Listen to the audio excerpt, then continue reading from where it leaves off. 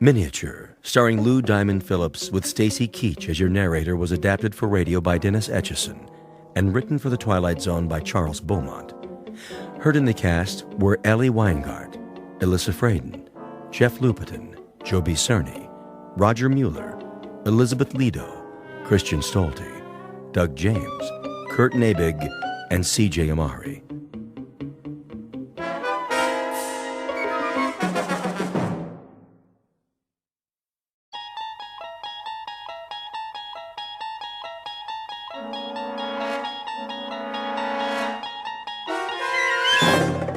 You unlock this door with the key of imagination. Beyond it is another dimension, a dimension of sound, a dimension of sight, a dimension of mind. You're moving into a land of both shadow and substance, of things and ideas. You've just crossed over into the Twilight Zone.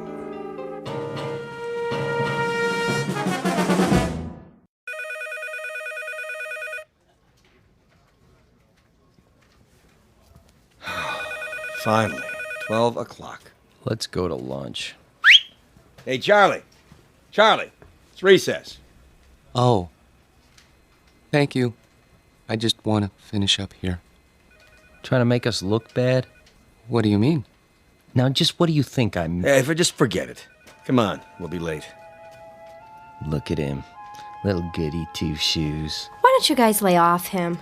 Because we're mean, heartless brutes. Right, Fred? Right. Well, I think he's nice. Hey, Mama, don't forget to change his diaper. Charlie, Hello? aren't you going to lunch? Oh, yes. Any place in particular? Yes, in a way. Where? Well, it's in the museum, actually. The museum. They have a very nice cafeteria. It's quiet there, and, Would you like some company? well, I mean... It's okay, Charlie. I understand. See ya. Hey, look at the dinosaurs. Wow, that's the biggest elephant I ever saw. It's a woolly mammoth, you dope. Come along, children. Keep up with the class and don't touch anything. Cafeteria closed. Oh, no. And here we have one of the world's greatest collections of primitive art. Excuse me. Pardon me. There are selections from every period. I direct your attention to the New Guinea exhibit. Some of the pieces, the sepik shields, for example, are hundreds of years old, but some were made as recently as 1950. This is because New Guinea is still a largely unexplored and therefore unspoiled land. Most natives of the interior will live and die without realizing that the world extends beyond the limits of their jungle. Sorry, I'm not part of the group. Let's stay together, please. Now then, the natives speak over 500 different languages. However, you'll notice that their art has a great unity. Of course, they don't think of their carvings as art, not in our sense of the word. This first piece in the glass case was meant to frighten away evil spirits. This one is a protection against disease. Oh, and this one... If I could just get by, please. I'm on my way out. Help you, sir. What? You look lost. Can I help you find anything? Oh, no, that's all right. I just got turned around. Is the cafeteria closed? For the rest of the week. They're remodeling. Well, I'll be leaving then. Main entrance is that way. Thank you. Have you seen the Egyptian wing? Pardon? Egyptology. They have a nice exhibit. Is that right? Just downstairs, next to the Hall of Miniatures. Miniatures? You know, the model houses. They have the palace at Versailles, a log cabin, a New England church, a whole room full of them, all made by hand, with little dolls inside that look just like real people. Pretty amazing. Have you been there yet? No, I only come here for lunch, you see. Well, you might as well take it in now that you're here. Not many people go there, but it's really something. All right. I think I will. Turn left at the bottom of the stairs. You can't miss it. Thank you for the suggestion. I'll have a look.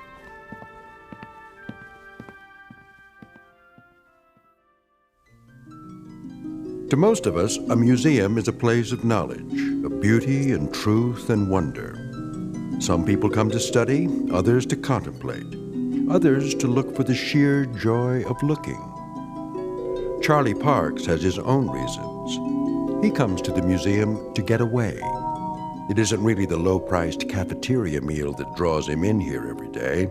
It's the fact that in these cool, inviting halls, he can be alone for a while, really and truly alone, away from his work and from people who don't understand, which includes almost everyone in the world. But Charlie should be careful. He doesn't know it, but there's always a chance he might wander too far and get lost in the Twilight Zone.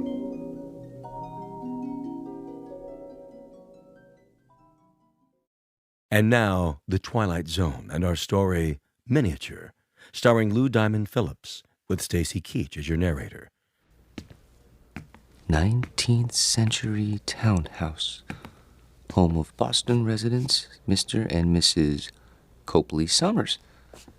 The figure represents their daughter, Alice, and was carved in wood taken from the original balcony. Will you look at that? What in the... Found it okay, huh? Excuse me, but Yes, sir? I guess this will sound silly to you, but how do they manage that? How do they manage what? In there, in the glass case? Oh, well, I couldn't say exactly. I know they use magnifying glasses, little tiny tools, single hair brushes, that kind of thing. Must go blind making them so small. But the girl, she's so realistic. Isn't she, though? Long black hair, lace dress. Look at her fingers. They didn't miss a thing. Little rug, chair's got teeny tiny doilies on it. But how do they get the girl to move? Servo motors? Microchips? How's that? The girl playing the piano, it's stopped now. I don't think There, see her sitting at the piano? She was playing just a few seconds ago. It was, I don't know, something like this?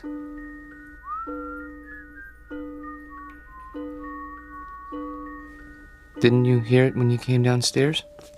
I don't like jokes, mister. Not when I'm on duty, anyway. I'm not joking. Then you're hearing things. There isn't any mechanism inside that piano, and the doll's carved out of wood, a single block of wood. See the sign? Yes, I know, carved in wood taken from the original balcony. But I could have sworn... Yeah, it was probably some kid with one of those pocket radios. They sneak them in once in a while. But I saw her move. At least I think I did. Well, you know better now, don't you? Yes, I know better now.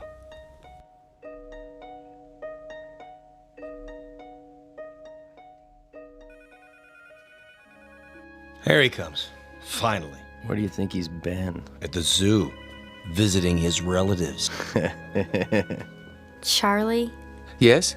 there's a note on your desk. Mr. Demo wants to see you. How do you do, Mr. Dimmel? Yeah, sit down, Parks. I'm sorry I'm late getting back from lunch, sir. Well, I'm sure you have a good excuse. No, sir, I don't. I just let the time slip away. I don't know how it happened. You know, Parks, that's the first sign of humanity you've shown in almost 4 years. I beg pardon? Up to now, you've come and gone like some kind of wind-up toy. Never early, never late, always keeping to yourself. What, don't you like us, Parks? I've never thought about it, sir. Well, think about it now. Do you like your co-workers? I suppose so. Oh, you suppose so. I mean, that is, I don't dislike them. I'm afraid that isn't good enough, Parks. An office is like a team or a platoon. Either it works together or it doesn't. And here, it doesn't. And the reason is you. I knew you were a square peg when I hired you, but you were bright, and well, I thought we'd wear those edges off. We haven't. No, not at all. You're still a square peg. You understand me? Yes, sir. I think I do. I'm going to use the excuse of your being late, but I can't. The fact is, I'm letting you go because you just don't fit in. I understand, sir. Parks, Yes, sir? No, this isn't any of my business, but how old are you now? 37, 38? 35. 35. Don't you think it's about time you gave up living with your mother? She needs me. Oh, why? Is she ill? Not actually ill, but my father died some time ago, and my sister is married, and, well, she needs me. I see. Look, you're welcome to stay on a few weeks if... No. That's very nice of you, sir, but I'll manage. Well, you can pick up your check tomorrow. Thank you.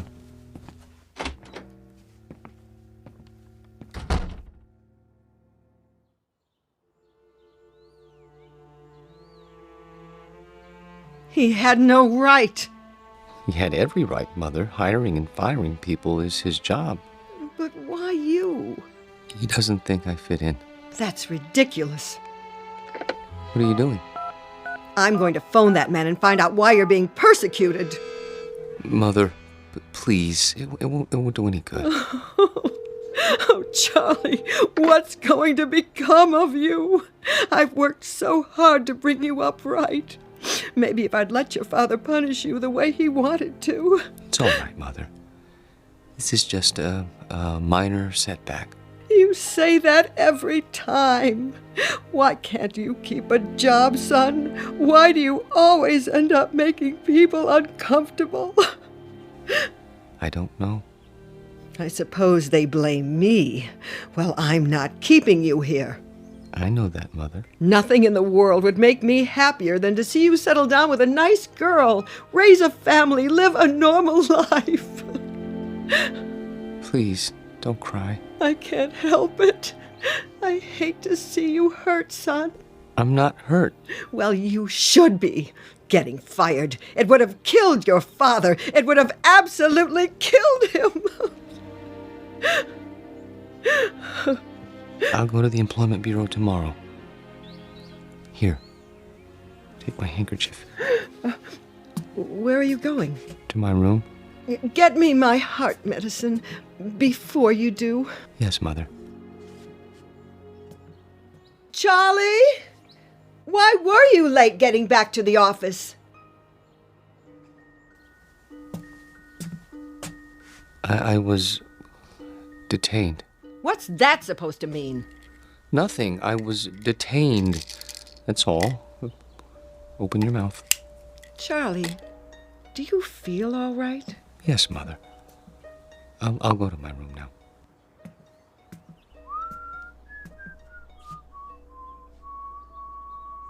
What's that you're whistling? Pardon? You were whistling. I don't remember. You should lie down, Charlie. Take a little nap. Mother, please, I can take off my shoes.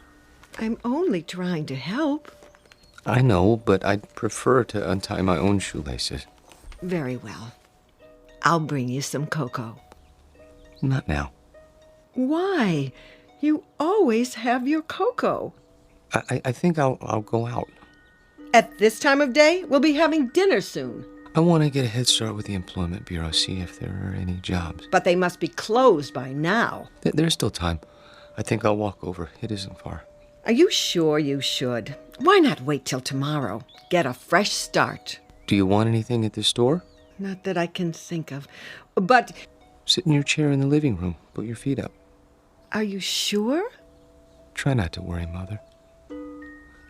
I'll be back in an hour.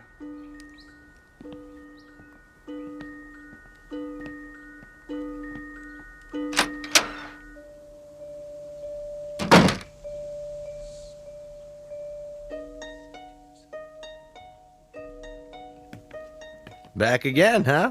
Yes. Anything in particular? Is it still open? What's that, sir? The miniature room? You know, downstairs next to Egyptology? Oh, sure. Thank you.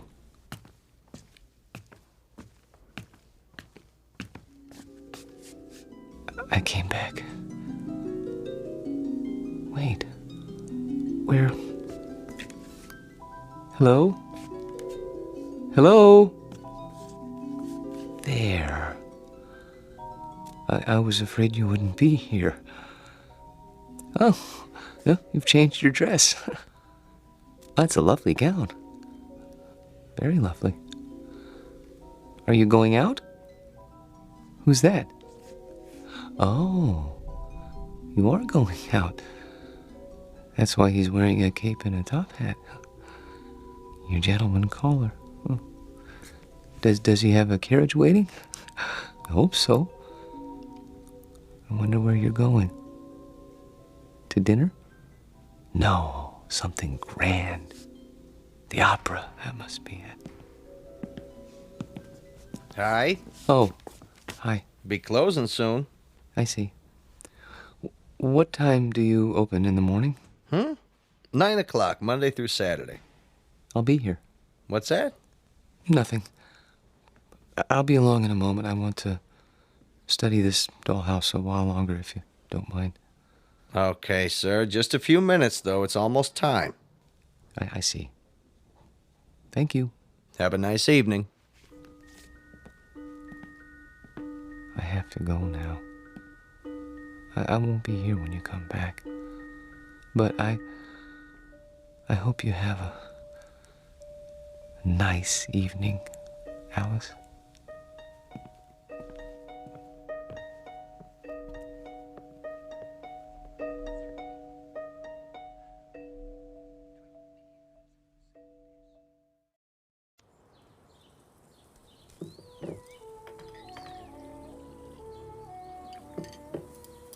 Hey, where's old Charlie this morning? Don't worry about him, buddy. My brother never misses breakfast. Charlie, your breakfast is getting cold. You see, late for his meals, awake every night, tossing and turning. I tell you, I'm half dead with worry. Mother. He's sick. I know he is. Sounds to me like he's got a girl. Don't be silly. What's silly about it? He's not a bad-looking guy. A little peculiar, maybe, but, he's not... If he had a girlfriend, he'd tell me. He hasn't told me, so it isn't possible. Okay. Nothing would make me happier than to see Charlie settle down. He knows that. I'm not one of those mothers who won't let go of their children. Ask Myra. Pass the butter. Charlie! I'm here. Your breakfast is on the table. Sorry. Hey, Charlie boy. Hello, buddy. How are you? Couldn't be better, Charlie boy. Couldn't be better. Good morning, Myra. You're looking nice. I wish I could say the same for you. I haven't been sleeping very well. Because of the job? Yes, I suppose so. It's been terribly hard on him, pounding the pavement every day. Boy, that can get you down. Charlie. Yes? We've got a surprise for you. Tell him, bud. Well, it's like this. I heard they gave you the pink slip, and see, I know the dispatcher pretty well over where I work, and I told him about you, and he said... He said he'd give you a job. Yeah. Isn't that wonderful? Oh, yes, I guess so. Charlie! It's very nice of you, buddy. Really. You have experience in billing, don't you? Yes. Then what? Well, you see, I don't know if I'd want to travel that far. It's out of the city, isn't it? Nobody could pick you up. Sure, till you get yourself a car. Charlie, for heaven's sake, Buddy's offering you a job. I'm sorry. I appreciate it, really. But I'm afraid. You got something better, Charlie? Excuse me, I have an appointment. Charlie! Charlie! Oh, I don't recognize him anymore. My own son. Does he have something better, Mother? No, he doesn't have anything. He isn't even looking. How do you know? The employment agency called. They sent him on 2 interviews, and he never showed up. Well, then where does he go? I don't know. Like I said, he's got himself a girl. Oh, shut up, will you?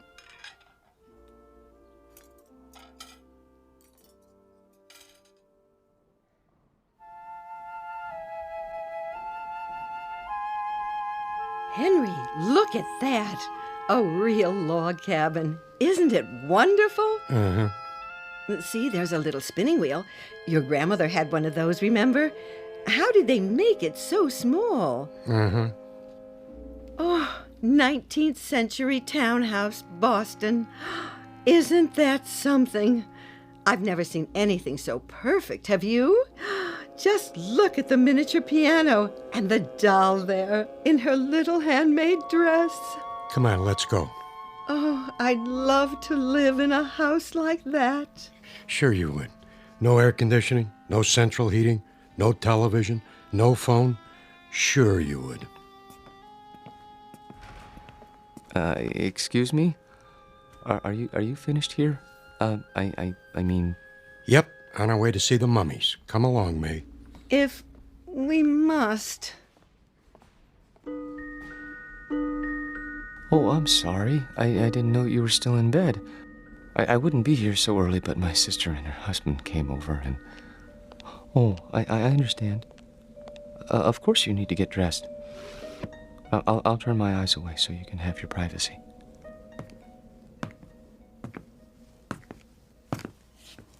Hi. Little early today, aren't you? Am I? I guess you must get a real kick out of these displays. Yes.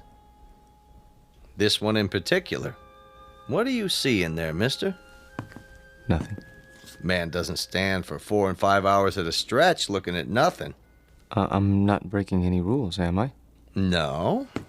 Then leave me alone, please. Suit yourself.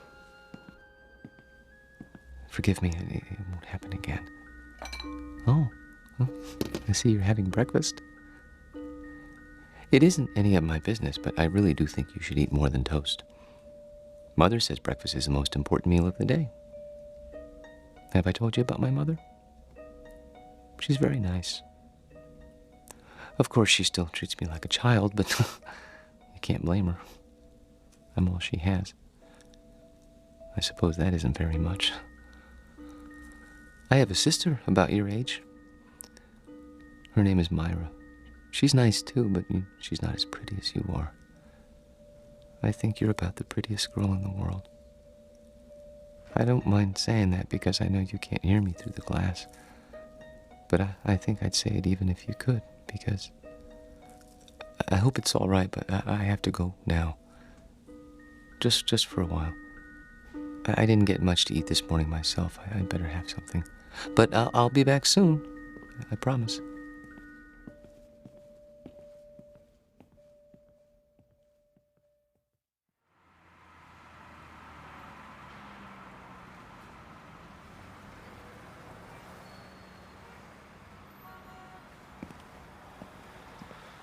Charlie?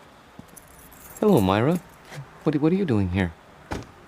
Oh, I was driving by. Saw you come out of the museum. That's nice. Well, Buy me a cup of coffee? the cafeteria's closed. Then we'll go somewhere else. All right.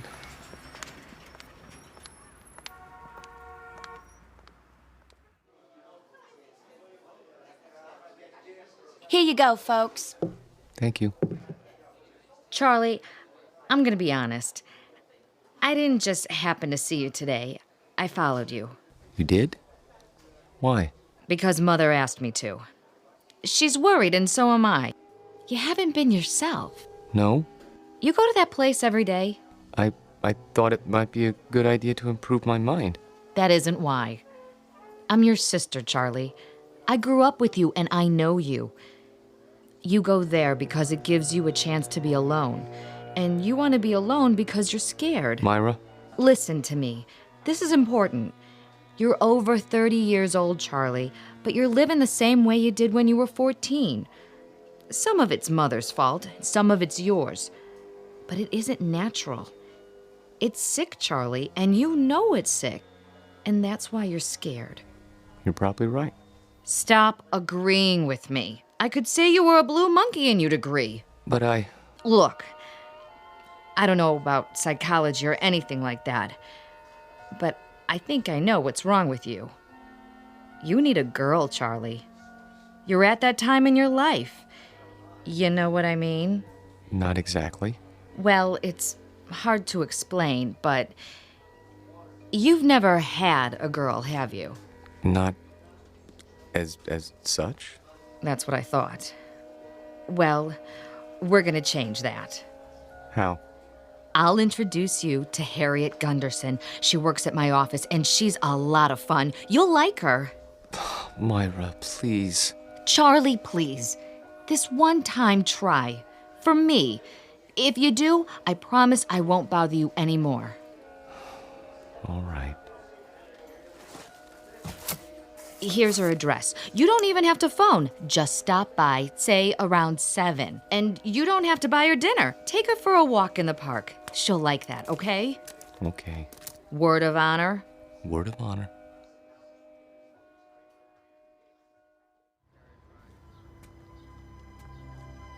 Charlie, Hmm?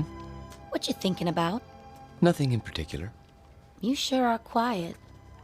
That means you're the dangerous kind. You can't trust the quiet ones. You can trust me. Who said I wanted to? I only meant... Look, why don't you relax? Come on, let's sit on the bench. If you like. Lean back. Take it easy.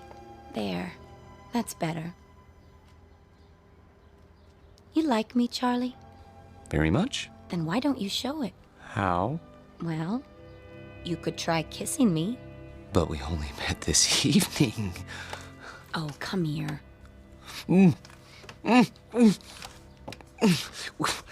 We hardly know each other. Quiet, you man, you. Oh! I didn't mean to push you off the bench. It's just that you surprised me. Sorry, I'll help you up. Forget it, Buster. Just forget it. Tell your sister you don't need a girl. You need a doctor. Wait, please.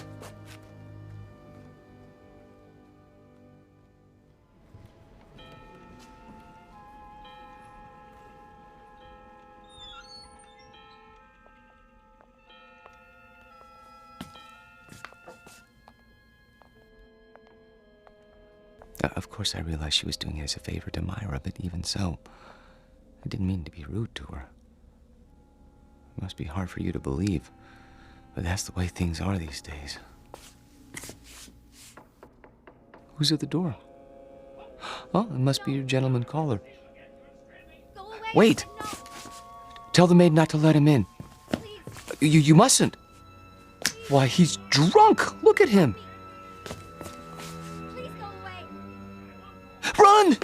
Run! Don't touch her! Don't lay a hand on her! Stop! He's got to stop! No, let go. Let go, please. I can't help you! The glass is too thick! I need something to break it! Hold on!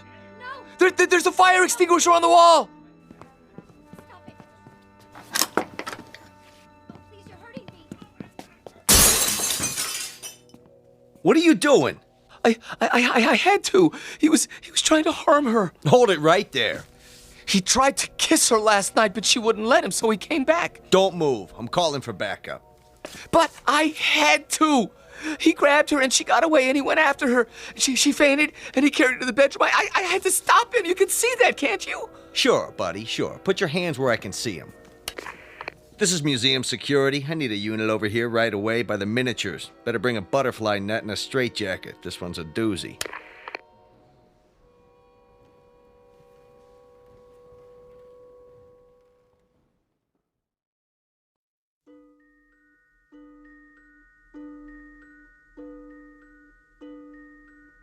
Now, Mr. Parks, I want you to understand that no one is saying you didn't see these things.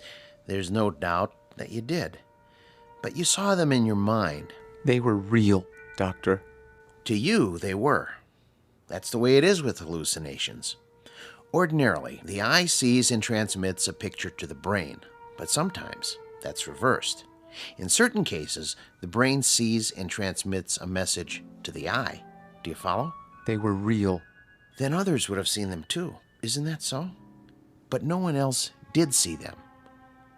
How would you explain that? I can't. Think about it. Mr. Parks? I don't know why nobody else saw them. Maybe they weren't looking. You say there were 3 figures.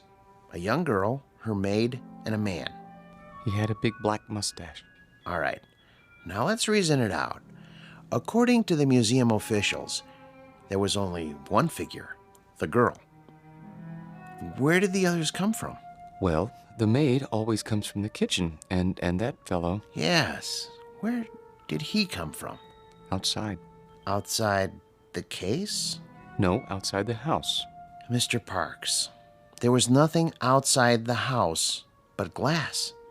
And beyond that, other displays. Isn't that true? Yes, but he came to the front door, and they went out together once. To the opera or something, I don't know. She didn't realize what he was like then. I could have told her. You only had to look at him to see what kind of person he was. But she's so innocent and trusting and helpless. Not like other women. No, not at all. Have you seen her? Yes, I have. Is she all right? Would you like to see her now? Yes! She's here. In a box in the drawer of my desk. Careful! You are holding a piece of wood in your hands. A beautifully carved piece of wood. About 6 inches tall. Do you have to take her back? I'm afraid so. It's museum property. Now, I want you to go back to your room and think about what I've said. Will you do that? And remember, what you saw isn't the important thing. Our job is to find out why. Once we accomplish that, you won't have any more hallucinations.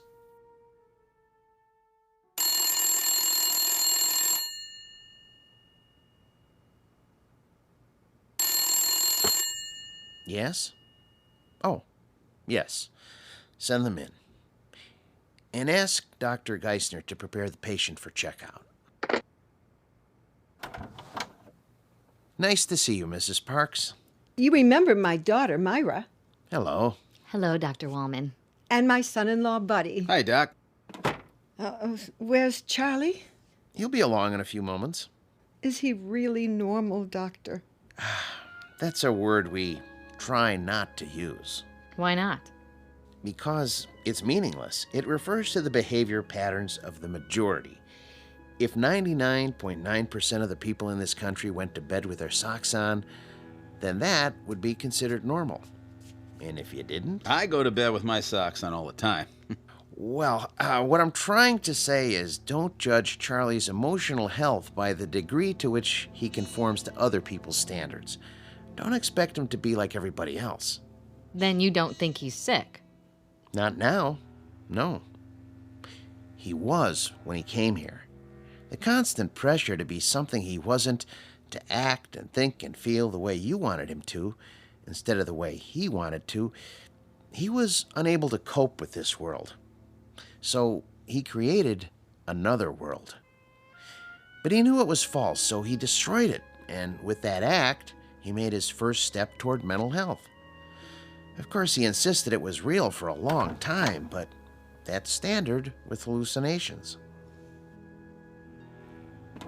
Charlie! Hello, Mother. Myra? Buddy? How are you feeling, Charlie? Wonderful, Doctor. Really, wonderful. No more dreams? I've been sleeping like a baby. Not worried about the girl in the glass case? There was no girl. Just a doll. I know that. And I know what made me think I saw what I saw. Thanks to you. Thanks to you, Charlie. You figured it out, remember? I didn't tell you anything after that first day a few weeks ago. Oh, Charlie, I was so worried. Now, Mother. I know you were, but I'm fine now. I'll find a job, and everything will be the way it was. You'll see.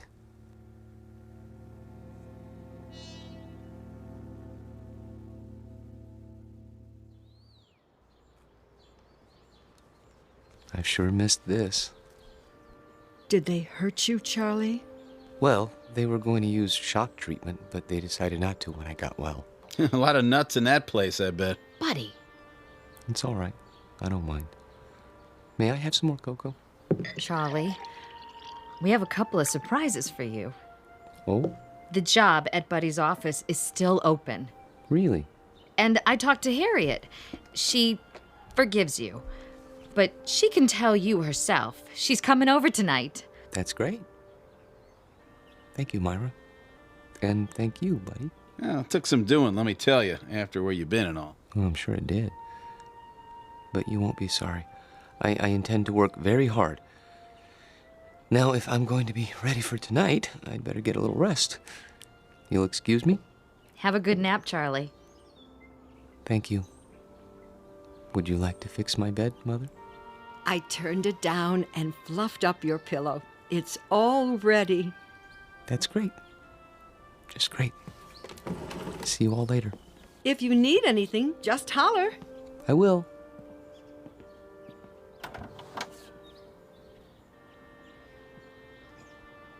All right, I gotta go by the house. Be back in a while. Okay, honey. You want me to pick up some chow? That's not necessary. We're all going out tonight. We are. Okay, then. See ya. Take your time. Drive carefully, buddy. Sure. No problem.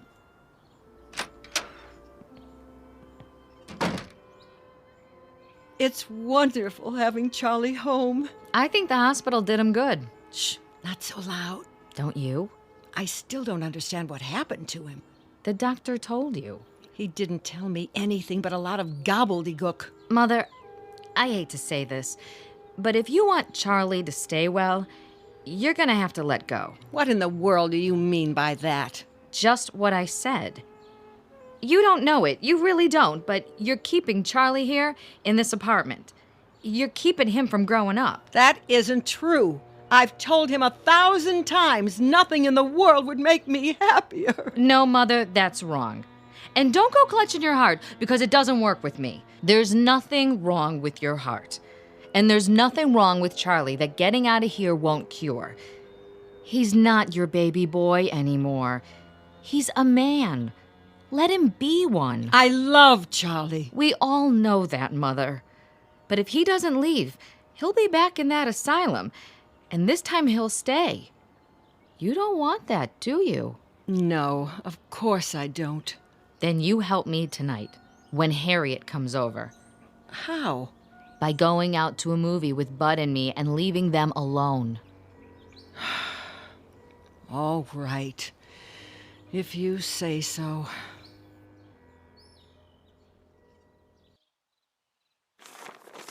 Pass the sports page, would you? Here. You should check the movies. Oh, yeah, sure. There's Harriet. Already? You better tell Charlie to get ready. Charlie? Hi, I made it. Ooh, new dress? Yeah, cost me something too. Hi, Bud. Hey, Harriet. Charlie, your company is here.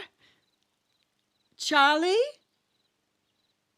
Charlie! What's the matter? Can't wake him up? He must be tired. It's locked. Charlie never locks his door. Hey, Charlie boy! Up and at him, pal! Maybe he doesn't want to be disturbed. Nobody could sleep through that. Break it down, Bud. Gee, I don't know. Break it down. Okay. The window's open! Take it easy, Mother. He must have crawled out. Why would he do a thing like that? I don't know. He's your son. Oh, what did I ever do? Mother, be quiet. Hello, operator? Could you give me the number of the City Museum? The main one downtown. Thank you. He couldn't have gone there. The doctor said he was well. Hello? Yes, could you tell me, please, are you open tonight? I see. Thank you. Well? Well, they close earlier tonight. Thank God. But they were open until a little while ago.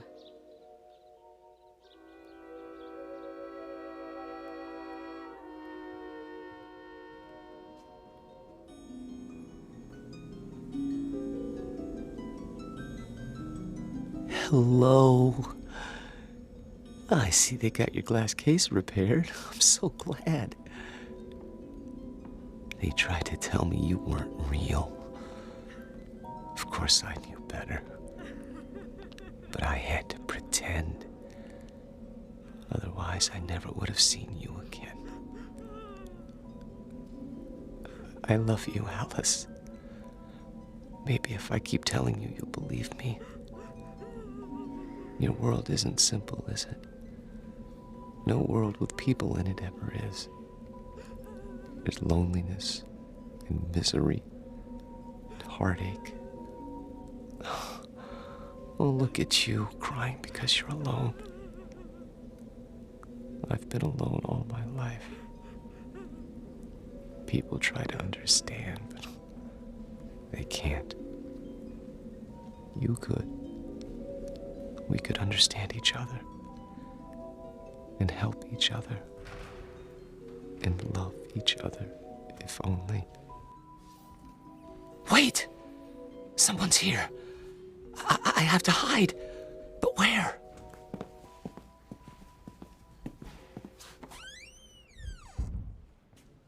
This is where he always went, every day. Are you sure he's here, Doctor? I'm almost positive. Place is empty, I checked. He could have come in earlier and hidden, couldn't he? Where? This place is deader than a doornail. Shine your flashlight over there. What about those Egyptian mummy cases? Say, that one isn't supposed to be open. Could a man hide in there?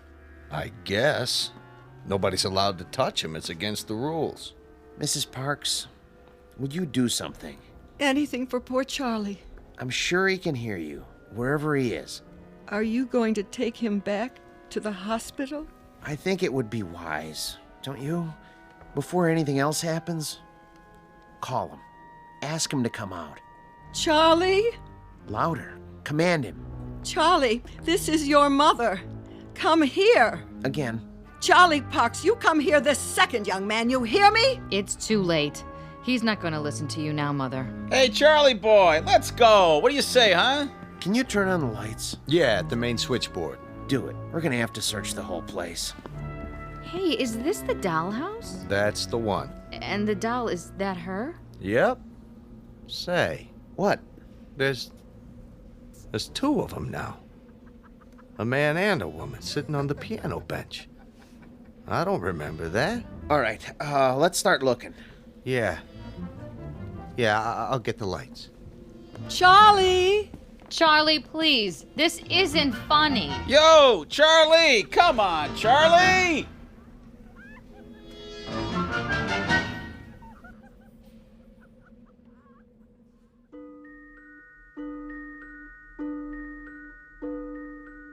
They never found Charlie Parks because they didn't look closely enough at the house in the glass case. The guard didn't say anything more about what he saw. He knew what they'd think, and he knew they'd be right, because seeing is not always believing. Especially if what you see happens to be on display in an odd corner of the Twilight Zone.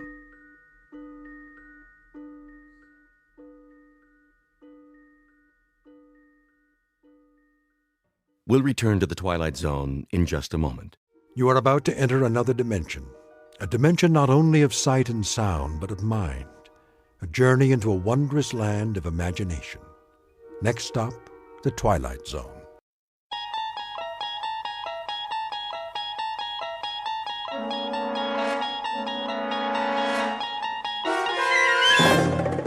You unlock this door with the key of imagination. Beyond it is another dimension, a dimension of sound, a dimension of sight, a dimension of mind. You're moving into a land of both shadow and substance, of things and ideas. You've just crossed over into the Twilight Zone.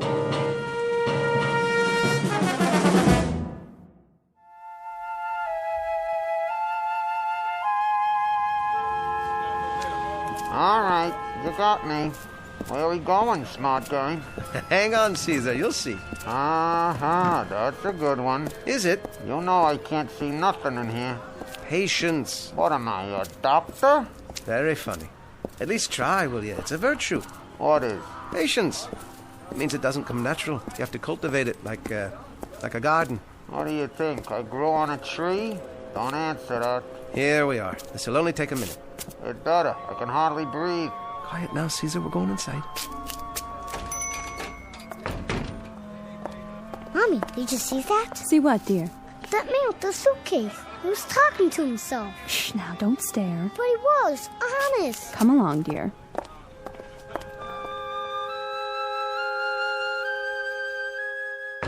Hi there, Freddy. Oh, hello, Mr. West. Ah, you got a lot of new merchandise. Every day. Hey, look at all the TV sets and the watches.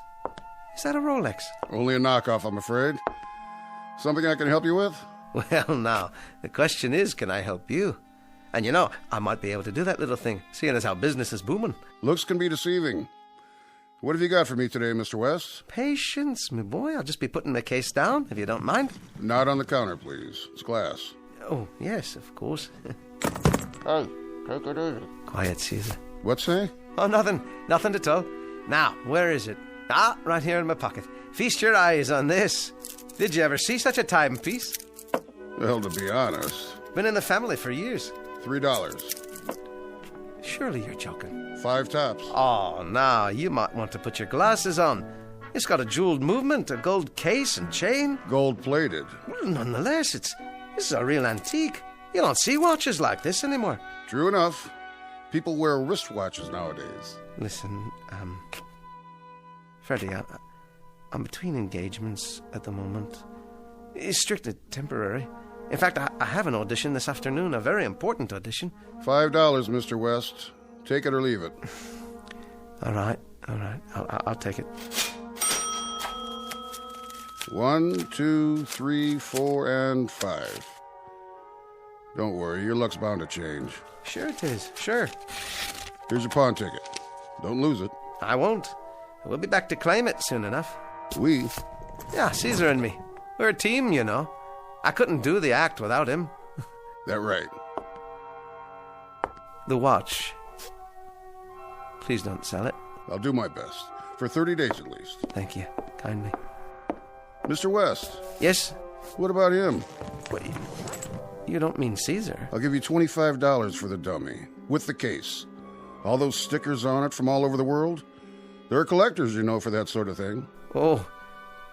Well, thank you just the same, but I'm afraid Caesar's not for sale.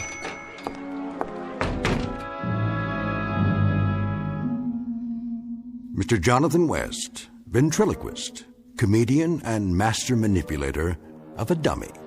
A small splinter with large ideas, very aptly named Caesar. A wooden tyrant with a mind and a voice of his own. Only a few minutes from now, he'll do his best to talk Jonathan West into a brand new act to be performed exclusively in the Twilight Zone. And now, The Twilight Zone and our story, Caesar and Me, starring Jason Alexander, with Stacy Keach as your narrator.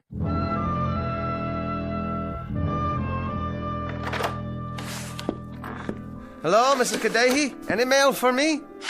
Ah, now what was that? Got you. Aye, it's you, Susan. Huh, I thought a bee had stung me. Maybe it did.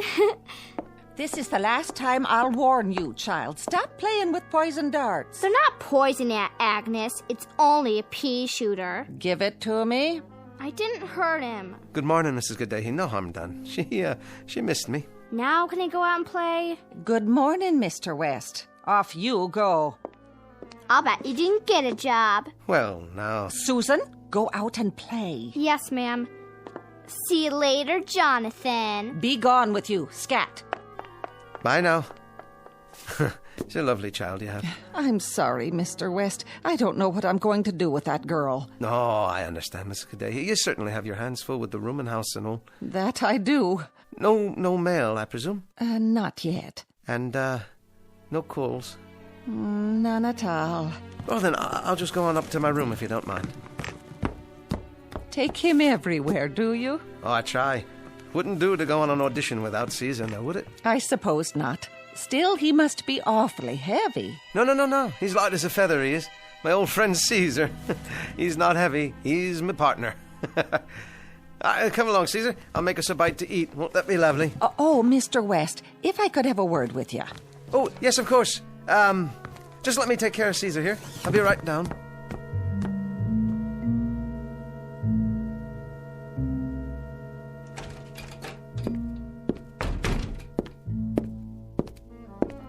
Well, there we are. Back safe and sound.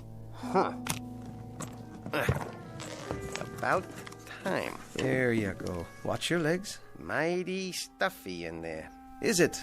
You're gonna have to get me some new summer clothes. I'm sweating pine sap. Caesar, you're such a kidder. You are. Relax, why don't you? Better buy some new furniture while you're at it. A guy could get splinters sitting in a chair like this. Where'd you get it? Sing Sing? Ha, that's a good one. Sing Sing. The chair. I think I'll use that in the act. What act? I ain't seen that audience since they invented vaudeville. Here's your slippers. I'll just pull them on for you. Yeah. Ain't you forgetting something? What's that? Oh, no. I didn't forget, Caesar. Here's your copy of Variety so you can keep up with the show business. This is last week's. Is it now? Well, no. You see, the subscription's run out. I've been meaning to renew it. See that you do. All right. I'll fix us some lunch. How's that sound? The least you can do. A guy deserves a little comfort once in a while. Well, that he does. Let's see here. Well, looks like it's soup today. Is that all you got? I'm afraid it's all that's left, Caesar. But don't you worry. We'll get a booking any day now. We'll be headliners, yeah? Just like you and that other guy used to be. Only I won't skip out on you like he did. You better not. Or I'll... No. No, I won't run off with some girlie and leave you sitting in a pawn shop window. No, sir. You can count on me. It's you and me, pal. Forever. You got that right. The soup will hit the spot. Just a light lunch, you know what I mean? My mother used to say, never eat too much when you're hot and tired. Why don't you stop kidding yourself, buddy? How's that, Caesar? Face it. You're finished. Now, why would you go and say a thing like that? Because I can read the handwriting on the wall. You're going nowhere fast. No, but I told you, Caesar, we've got an audition this afternoon.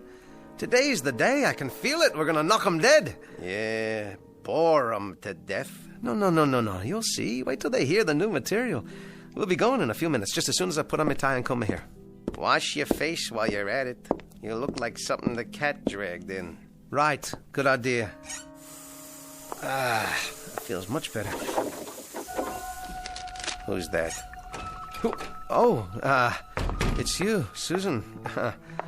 You know, you really ought to knock first. I don't have to. This is my aunt's house. Well, just the same. Show me how to make him talk. Well, I'd like to, Susan, but we're on our way downtown. Show me. No, we've got an appointment, a very important appointment. An audition. Just do it once, Jonathan. The part where he laughs, I want to see what you do with your fingers to make his head move back and forth. Okay, Susan. Where are you going? To the mirror. I have to put on my tie. But you can't do it from over there. Sure I can. Just you watch.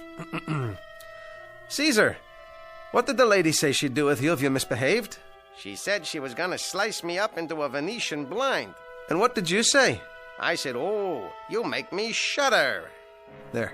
How's that? I didn't see your lips move. That's right, you didn't. I'm the best there is. If you're so good, how come you can't get a job?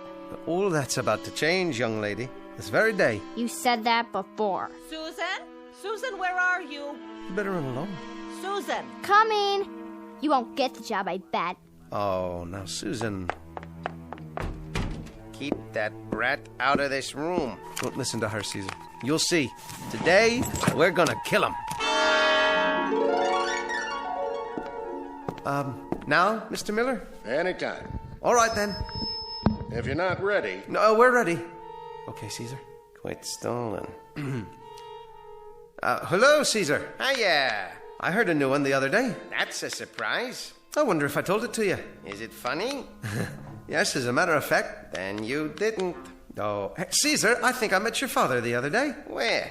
In a toothpick factory. Get out of here. Oh, excuse me, Caesar. It was a chopstick factory. A chopstick factory.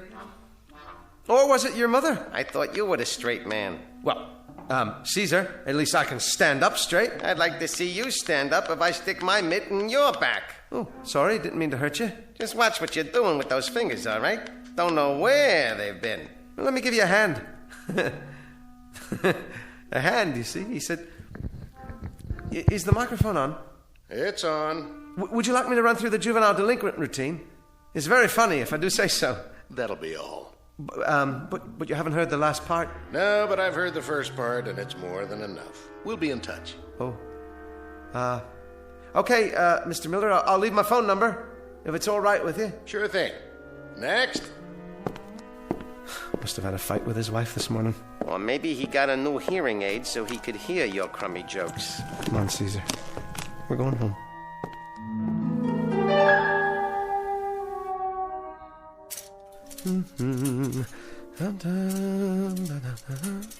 There. That ought to do it. Clean shirt, tie all pressed. The suit's just about had it, though. Pardon me for asking a stupid question, but what are you so chipper about? You'll see tomorrow. Another lousy audition? Nope. Not this time. I am not talking about a nightclub job. Well, what in blazes are you talking about? I've been thinking, Caesar, and I came up with a plan. Oh, a plan, huh? You'll see. This one may change our lives. Okay, surprise me. But I'll bet my bottom dollar that whatever it is, it flops. Don't you have any faith in me? Why should I? I know you. Stick by me one more time. Will you, buddy? Just this once. Things will change, I promise. I swear it. Give me one more chance. Okay? Okay. Once more. But that's it. You get one last shot. After that, we do things my way. As far as I'm concerned, you're living on borrowed time. You get me, buddy?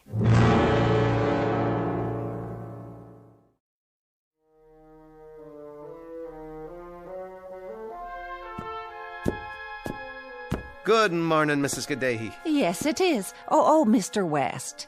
There's something I'd like to talk to you about. I know, Mrs. Gaddahi, the rent. I'm sorry to mention it. Well, you'll be pleased to know I'll be able to straighten it out this evening. Oh, that would be very nice. Yes, indeed. I've made a decision. I'm going to look for a day job. Really? Something temporary, you understand, until the show business picks up. I think that's a splendid idea. In that case, as long as you're in this frame of mind, maybe I can help. I've been saving something for you. Here, take this card. Card? My cousin's. He works at an employment office. You don't say. Active employment agency. If we can't place you, there are no jobs. It's clever. Well, thank you, Mrs. Gaddahi. You're a living doll. You're welcome, Mr. West. It's not far. You can walk there from here. Just turn right at the first corner, then go 5 or 6 blocks. You can't miss it. Yes, of course. Well then, I might as well go there right now. Why not? First stop of the day. You do that. And good luck, Mr. West. I really mean it. The very best of luck to you.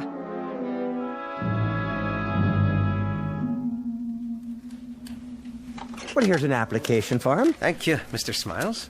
But we should be able to cut through some of this, seeing as how you know Jeannie. Well, I should hope so. Typing. How's that? How many words a minute? I'll fill it in for you. Well now, No typing. Well, how about sales? How do you mean?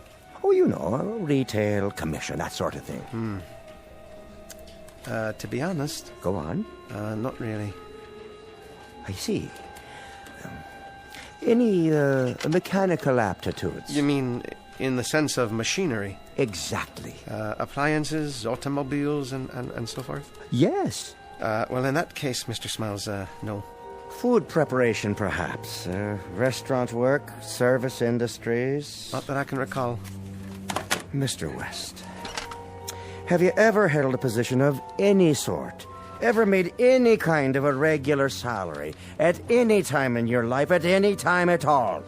That is, besides show business. Oh, yes. Doing what, may I ask? I once worked in an office. Well, that's a start. In an office building, actually. As? An elevator operator.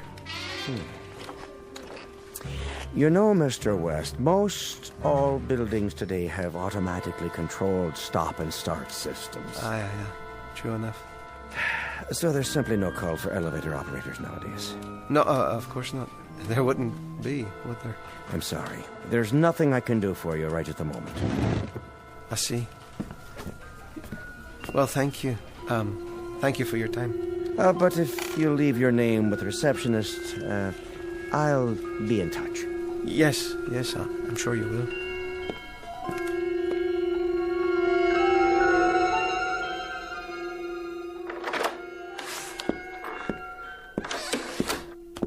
Jonathan can't find a job.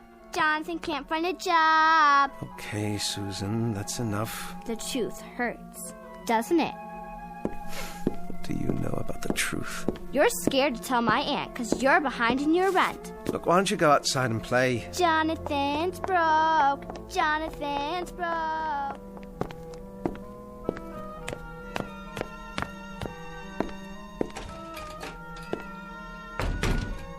Well? Well, what? I see. It's like that, is it? I told you so. Please, Caesar. Now what? I don't know. No matter what I do, it doesn't work out. What else is new? If I could just get some money together. Not much. Enough for the rent and some food. Then I'd be able to think clearly without these pressures. Just a little money for rent and food, huh? Chump change. Is that all you want out of life? Right now, that'll do. You're a clod. You're a real potato head. I try. I'll give it my best. Your best stinks. I can't even remember my lines anymore. I shake so bad my lips move. Tell me something I don't know for a change. That's it. Caesar, I'll give up. I've had enough. I'm the one who's had enough. Get that through your thick skull. You? Let me spell it out for you. The cold, hard facts. I think I already know. This is the way it's gonna be, and what you're gonna do. Save your breath. I'm a failure. Will you shut up and listen? There are more ways than one to skin a cat. Meaning? You dummy. I'm talking about money. Cash. Moolah. There are other ways to get a hold of it. I've tried everything. You have not tried everything. Now dummy up while I lay it out for you.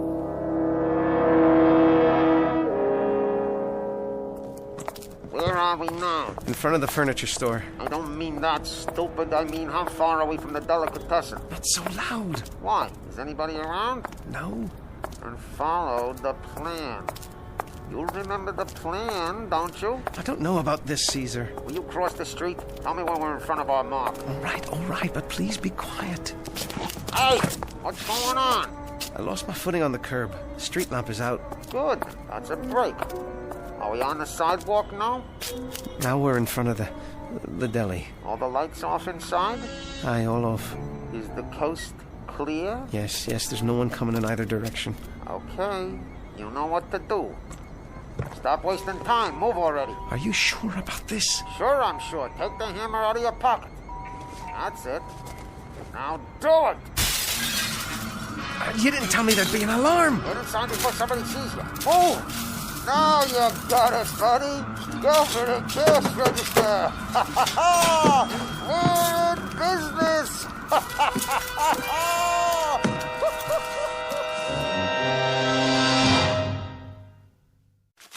83, 84, 85. There you are, Mrs. Kadehi, all paid up. Oh, my, isn't it nice to pay one's bills? The nicest, mum. The best way to start a grand new morning. Better count it again, Aunt Jean. Now, no need for that. I don't trust him. See if it's real. Now, Susan, be a good girl and go tidy up your room. Don't be fresh to Mr. West. He made a new start in life, haven't you, Mr. West? Sure enough. A new start. Jonathan has a job? I don't believe it. Oh, pay no attention to her, Mr. West. You know how children are these days. Yes, I understand. Now, if you've no objection, I'll be going on to my room. I want to get these groceries put away. Surely. See you later, Mr. West. No doubt.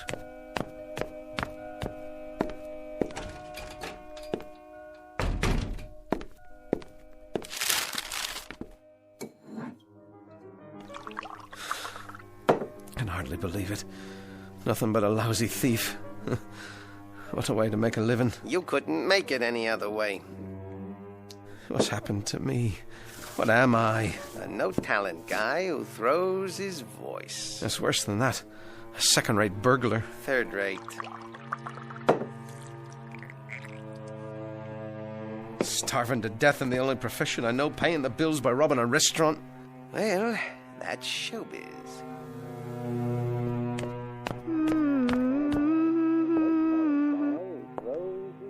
Jonathan? Now who's he talking to?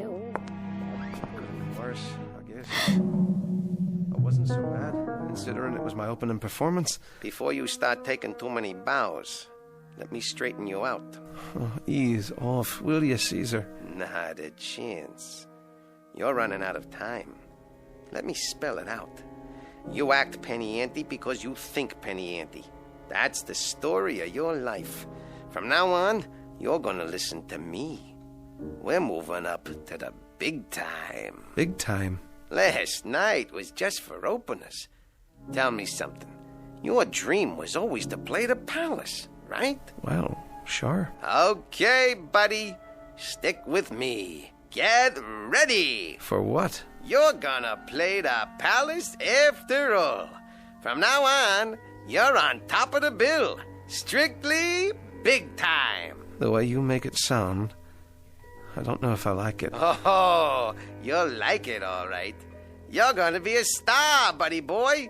Nothing but first class all the way. Top of the world, pal. Top of the world.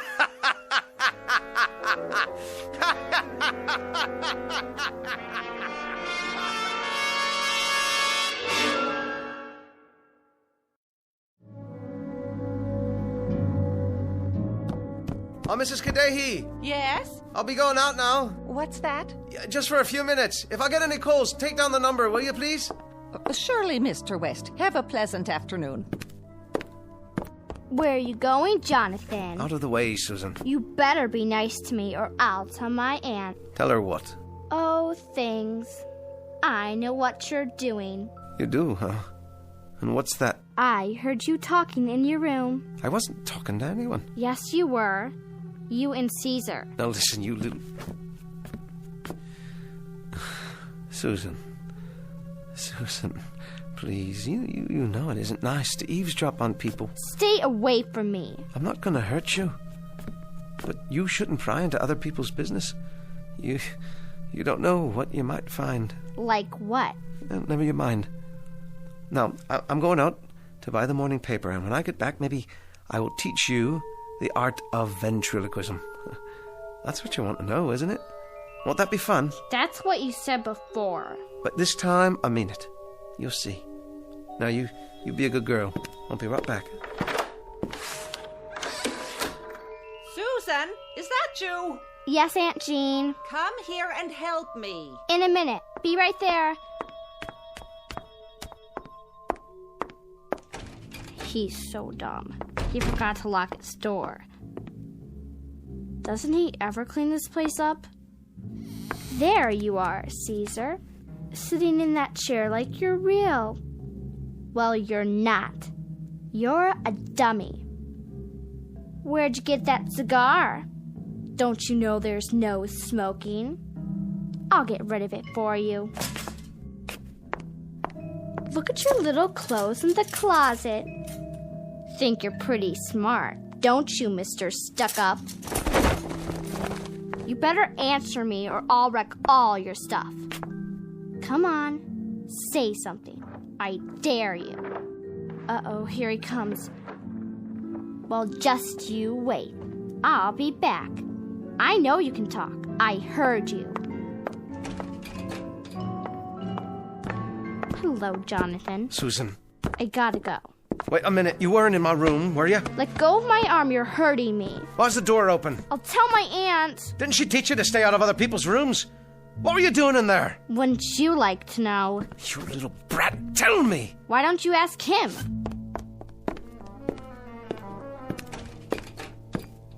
Caesar, what happened? Your cigar, what did she do to you? Never mind. First things first. Where's my paper? Here. Open it for me. Later. We've got to get out of this place. Calm down, jerk. I mean it, Caesar. She knows too much. Hang on.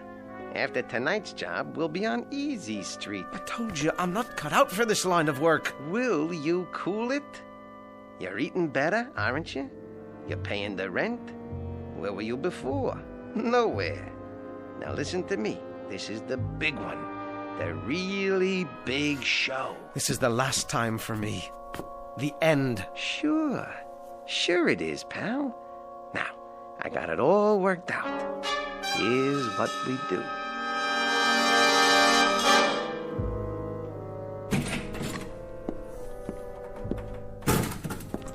All clear so far. There's nobody in the club. Then get a move on. Where? Like I told you, the front office. What's that? Nothing. Probably a mouse. Is that what you are? A mouse? Caesar, please. I'm doing my best. Then stop shaking. You make me nervous. Keep walking. Backstage, remember? I got it. Where are we now? I think this is the door. Use the flashlight. What does it say? Manager? Bingo! Now hurry up. I'm trying. And don't forget, if the night watchman shows up, stay cool. You're looking for Mr. Miller. You were supposed to meet him here. Use the screwdriver, then the ice pick.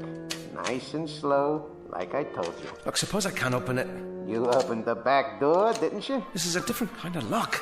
I can't, Caesar. Stop whining. You want to be poor again? There. Now go on in. Go! I don't know a thing about safe cracking, Caesar. Put your ear to it. Turn the dial till it clicks. Patience, buddy, patience. I'm not sure. That's it. Now reverse. Atta boy! Pull the handle and you're in. Will you look at all that money? Never mind the coins. Grab the real dough. All right, all right. Now let's get out of here. Hold on. Who's there? It's just me, Jonathan West, ventriloquist. Oh? You remember me? Can't say as I do. Mr. Miller told me to meet him here after the club closed, but I guess I missed him. Already gone, has he? That's right. Oh, well, then, I'll just be on my way. Hold on. What's in the case? This. Wait, you remember Caesar? Don't you? Caesar, say hello to the nice gentleman. Howdy doody, Your Honor. Oh, sure. From the other day. The audition. Yeah, Mr. Miller left about 15 minutes ago. Did he now? Well, I'll give him a call. I would now like to give you my impression of the great Jimmy Cagney. You dirty rat. Come on, Kappa. You're the guy who killed my brother. Never mind, Caesar. We won't be holding you up any longer. Sure thing. Some act you got there, mister.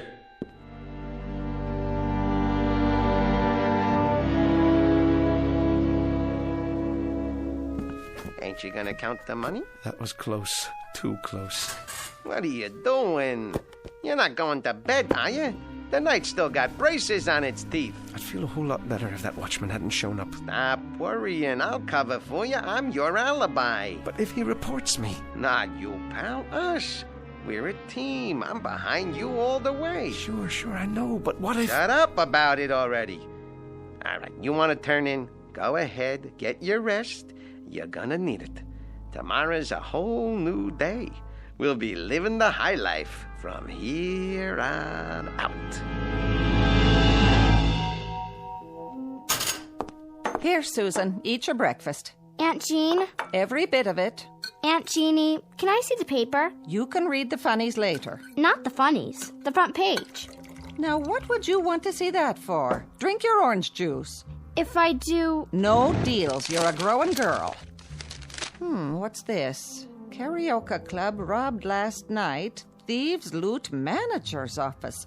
Saints preserve us. It's just as well you don't read the paper, child. How are you coming with your eggs? Susan? Susan?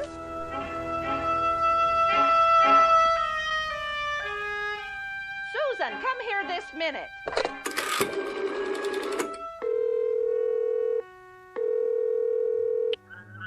Hello? Police department? You better come quick. I know who robbed the karaoke club last night. Eat up, pal. I'm not hungry. Not even for steak and eggs? You must be sick. Let me feel your head. When I think of what it took to buy that steak, it makes me lose my appetite. You like a roof over your head, don't you? I'm a thief, plain and simple. Here we go again. A man has to live with himself, even if it's in the gutter. Go on. And you're gonna answer the door? I knew it. What am I gonna do? Mr. West! Relax, buddy boy. Oh, hello, Mrs. Mr. West, these two gentlemen, they're from the police. They'd like a word with you. Why, of course. Jonathan West? Yeah, that's me. What can I do for you?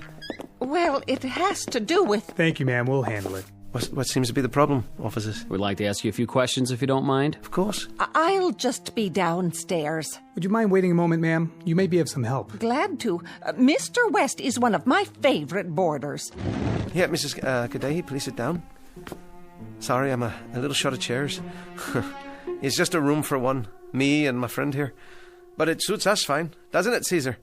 Say hello to the gentleman. Mr. West, where were you last night about midnight? Where was I? Well, that's easy. Right here, same as always. Wasn't I, Mrs. Kadehi? Well, I do know that you don't usually go out in the evening, but I couldn't say for certain. The sergeant down at the desk received an anonymous phone call. Said we should talk to you. Why? I never go out that late. We were here all night. Where are we, Caesar? You didn't go to the karaoke club? You mean the nightclub? Because the watchman said he saw you there. Tell them, Caesar. Tell them. Who's he talking to? The dummy? Please, Caesar, tell them. Tell them how we wanted to play the palace. Mr. West. You don't believe me? Ask him. Caesar, tell them how we tried to get a job. We had nothing to eat. The rent was overdue, wasn't it, Mrs. Kadehi? Oh, Mr. West. Caesar, please tell them so they'll understand what a failure I am. How you tried to help me. I'm not really a thief. Caesar, you're the smart one. I'm down on my knees. I'm begging you, tell them. Stand up, Mr. West. You better come with us. But Caesar, you said it was the two of us from now on. That's what he said, I swear. He said we were a team. Come on with us, Mr. West. We need to take you down to the station. Oh, he's always been such a decent man.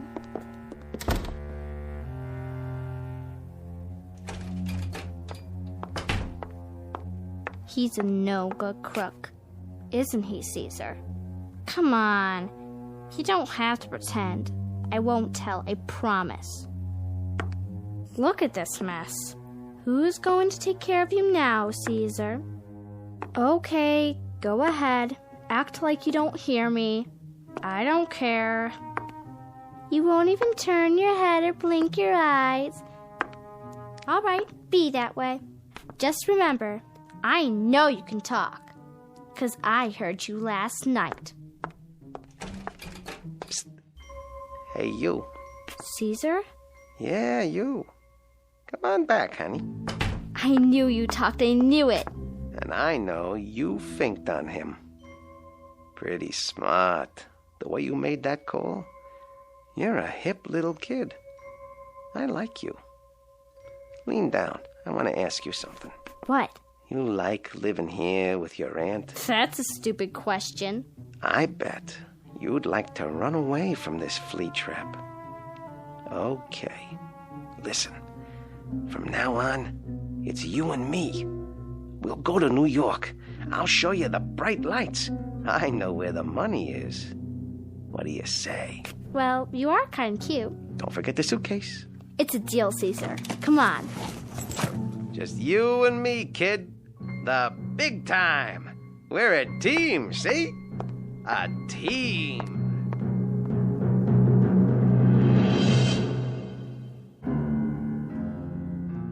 An unlikely pair, a little girl and a wooden doll, a lethal dummy carved in the shape of a man.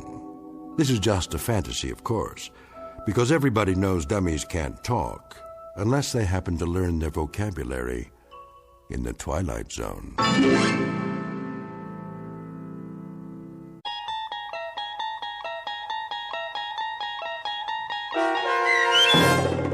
Caesar and Me, starring Jason Alexander with Stacy Keach as your narrator, was adapted for radio by Dennis Etchison.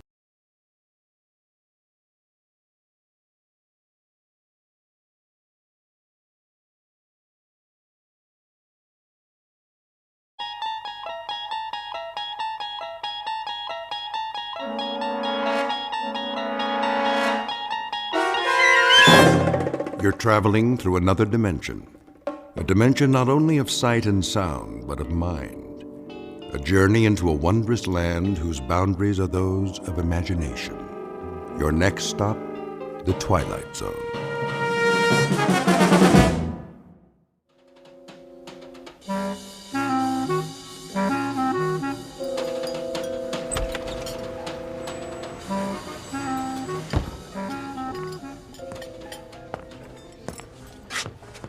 Oh, hello, Mr. Morgan.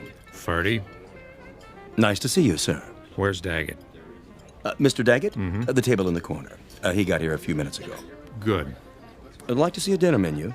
I don't have much of an appetite. A drink, then. The usual. Yeah, make it the good stuff. Of course. Harold, 1 tequila with lime, table 3. Coming right up.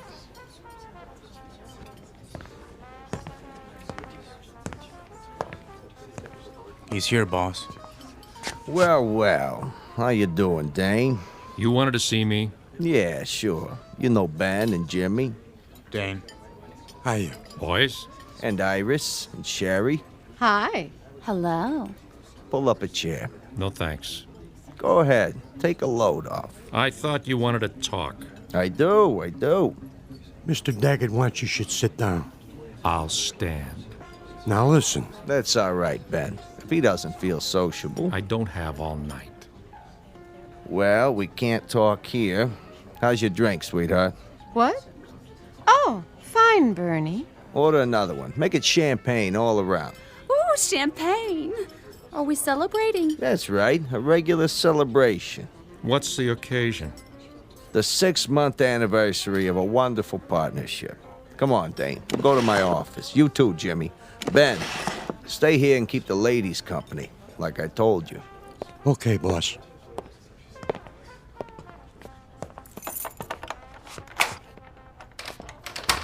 After you. Age before beauty. That's a good one. Come on in, Dane. What's a bodyguard for? We don't have any secrets in here, do we, Jimmy? Not on your life. Sit down. Have a cigar. I'll take a napkin. What for? My shoe. You and your shoes. Always got a brand new pair. What's the matter? You see a piece of lint on them? Jimmy, give him your handkerchief. Huh? Do it. Okay, boss. There. That's better. So, what's on your mind, Bernie? Oh, I thought we should have a little sit down. Something wrong? What? No. Business is jumping. A real healthy cash flow. Most of it from my joints. Yeah, well, see, that's just it. I'm feeling generous, so I thought I'd make you an offer. Forget it. Wait a while. I'm talking cash. I buy you out. You walk away with enough dough to live the high life. I already live the high life. Yeah, sure you do. But think about it. You could set up a new business. Anything you want. I have a business. Now listen, Dane. Don't look a gift horse in the mouth. Thanks for the warning. You want my answer? It's a big fat no. Don't waste my time, Bernie. I'm out of here. Not on your life. That's a laugh. A 2-bit mug with a heater in his pocket. Sit down, Dane. Tell him to keep his hands where I can see him, or I'll ventilate that cheap suit, but fast. Cheap? It's a Versace. We're not through here. Read my lips. N-O. Dane. I thought we had a good thing going. See this 38, Jimmy? Out of my way.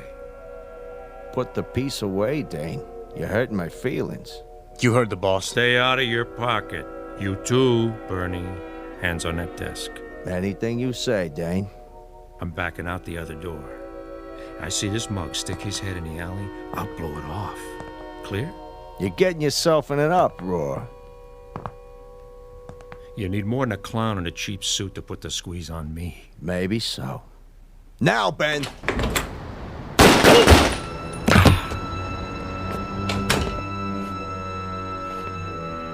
should have looked behind him. Good shooting, Ben.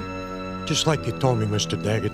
Now, get this punk out of my office. What do you want we should do with him? Dump him with the rest of the garbage. Jimmy, clean up the blood. He's leaking all over my Persian rug. Right, boss. You got it, Mr. Daggett. Meet Bernie Daggett, a successful West Side businessman. He's just concluded a merger with a partner who has certain investments and a preference for two-tone footwear. Make that had, because the owner of those shoes is now officially out of business. Said business will continue, of course, under different ownership. But what of the gray and black wingtips? They're brand new, with a shine so bright you could use them for mirrors. It would be a shame to let them go to waste. But never fear, a certain Nathan Edward Bledsoe of the Bowery Bledsoes is about to recycle them. At the moment, a few long blocks from here, Nathan just happens to be looking for a new pair of treads because the ones he's wearing are falling apart. He doesn't know it yet, but his search for a warm place to sleep and a bottle of forgetfulness is about to end. Dane's shoes will carry him out of his misery and straight into the Twilight Zone.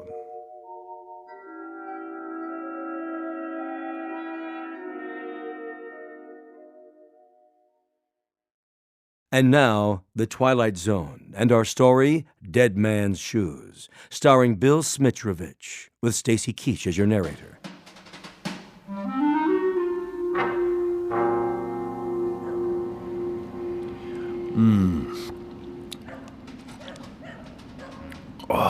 Give me a swig, will you, Nate? Sorry, Chips. All gone. Well, let's go get another one. Oh, you go. I'm gonna turn in for the night. But it's early. Besides, I don't got no more money. Go panhandle some. Move your head. What for? So's I can toss this bottle in the trash. 2 to 1 says you can't make it. You gotta have money to gamble, remember? Oh. You missed. I guess we better clean it up. Clean it up. That's a good one.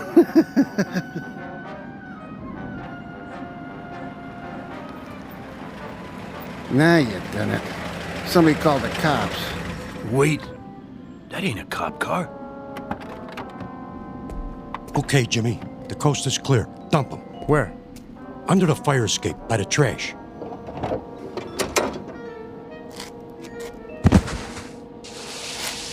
What you got in the bag? Quiet. Keep your head down. Okay, Ben. Done it. Let's go. Mr. Daggett said to come right back. So long, Dane. Good riddance to bad rubbish.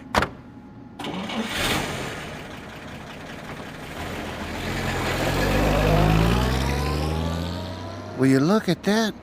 They drove all the way down here just to dump their garbage. That ain't garbage, you moron. Then what? What do you think? You mean? Go check it out. Maybe he's got a ring on his finger or something. Oh, no. I ain't messing with no dead body. You chicken? Yeah, I'm chicken. What's that sticking out? I don't see nothing.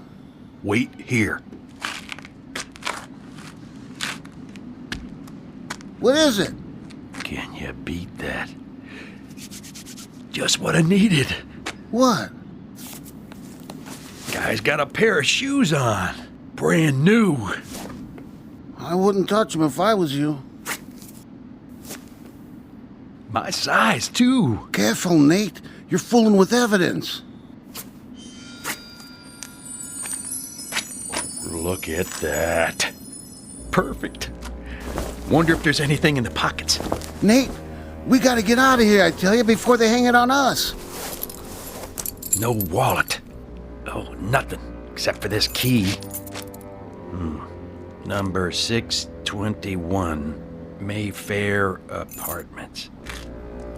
Hey. I know where that is. Pretty swanky. Hey, where you going? To check out my new digs.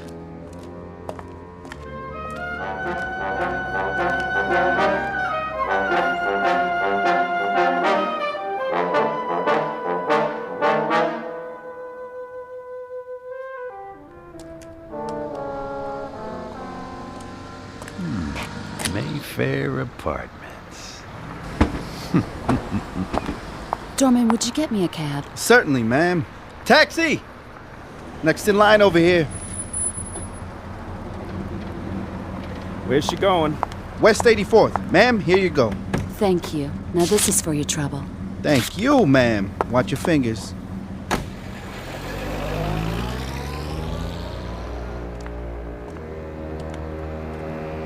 Hey, fella, where you going? This building is for residents only. Yeah, sure, pal. So sue me.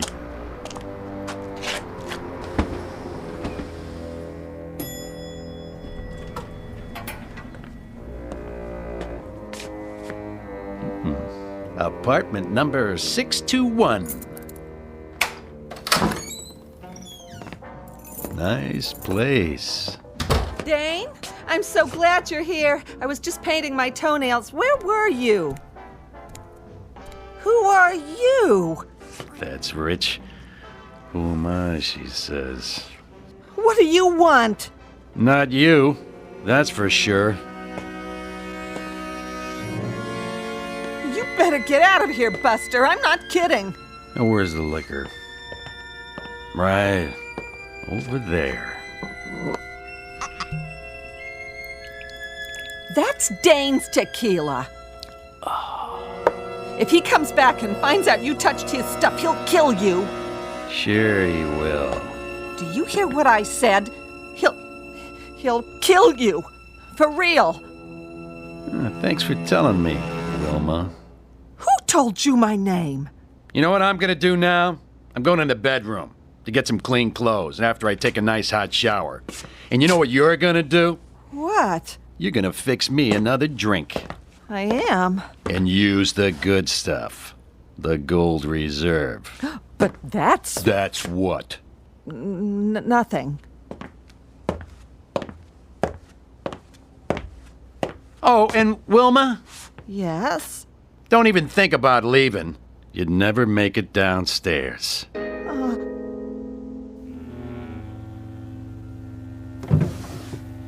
Shirt, socks,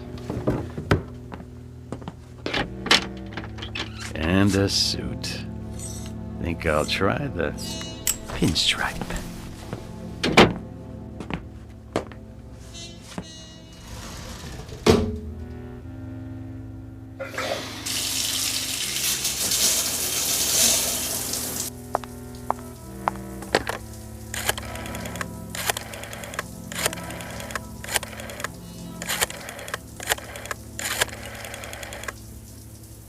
Bernie, it's me, Wilma. Wilma! No, I can't talk any louder. Listen, is Dane there? Well, where is he? What do you mean you don't know? All right, do me a favor. Call me as soon as you do. Thanks, Bernie.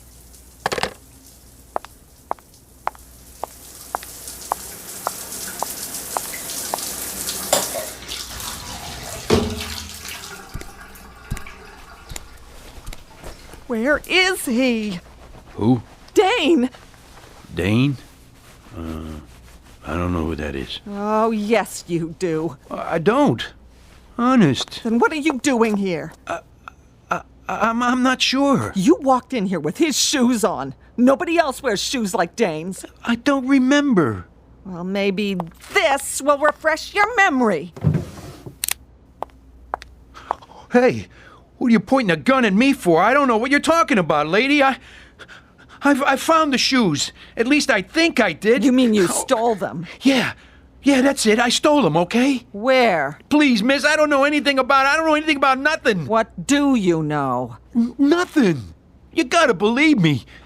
I ought to shoot you right now. Busting in here like you own the place. Please, I don't want any trouble. All right, but you get dressed and get out of here. Move. Okay, I'm going. Hurry up. I just gotta put my shoes on. Those aren't your shoes. Yeah? Is that right? And what about the gun? I suppose that's not mine either. What? Keep away from me. Give me that thing. Ow!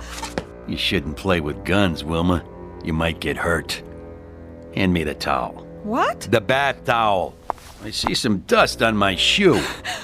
Just get out, please. I won't say anything. Where's the other one? I don't know what you mean. The automatic. What do you think I mean? In the closet. The shoulder holster. Full clip.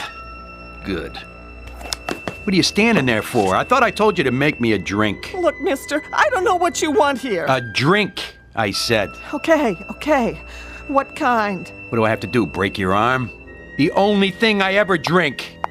Tequila with lime.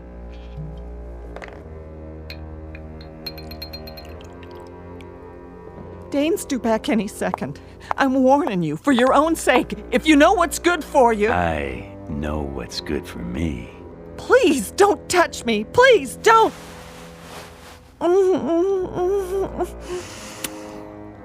Oh. Who am I, baby? Oh, it's not possible. No? Let's try that again. Dane? But you're not him. You're not. Be quiet. What have you done with him? What happened? What?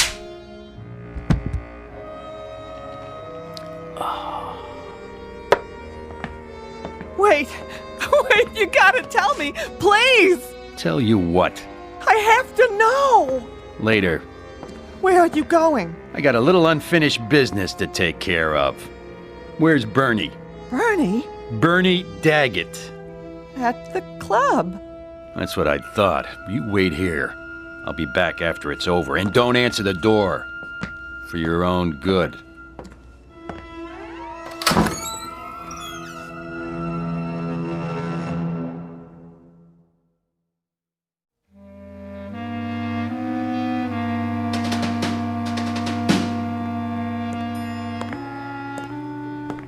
Sir? Yeah? Did you get the message from Mr... Oh, I'm sorry. What's the matter? There problem? Nothing, sir. I thought you were someone else. Oh, is that so? Like who? Another one of our residents. Let me guess. The guy in 621? That's right. You must know Mr. Morgan. Yeah, you might say that. Just visiting. What's it to you? Oh, nothing at all. It's just... Just what? That suit and those shoes. Mr. Morgan has a pair exactly like them. No kidding.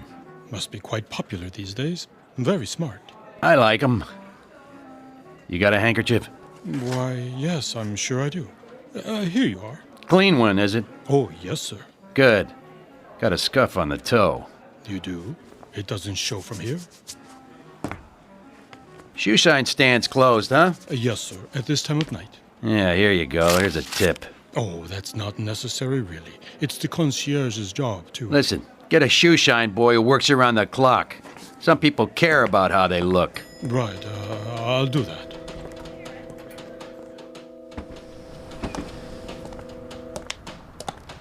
Hey there, Mr. Morgan. Get a cab for you? No thanks, Tommy. Oh, begging your pardon, you're not Mr. Morgan. Were you sure about that? Get you a cab if you like, sir. That's okay, Tommy. I feel like walking. Clean shirt, new shoes, and I know just where I'm going to. Sure looks like you do. Yep. Clothes make the man. That's what they say. Hello, Mrs. Tomlin. Oh, watch your step. Why, thank you, Thomas.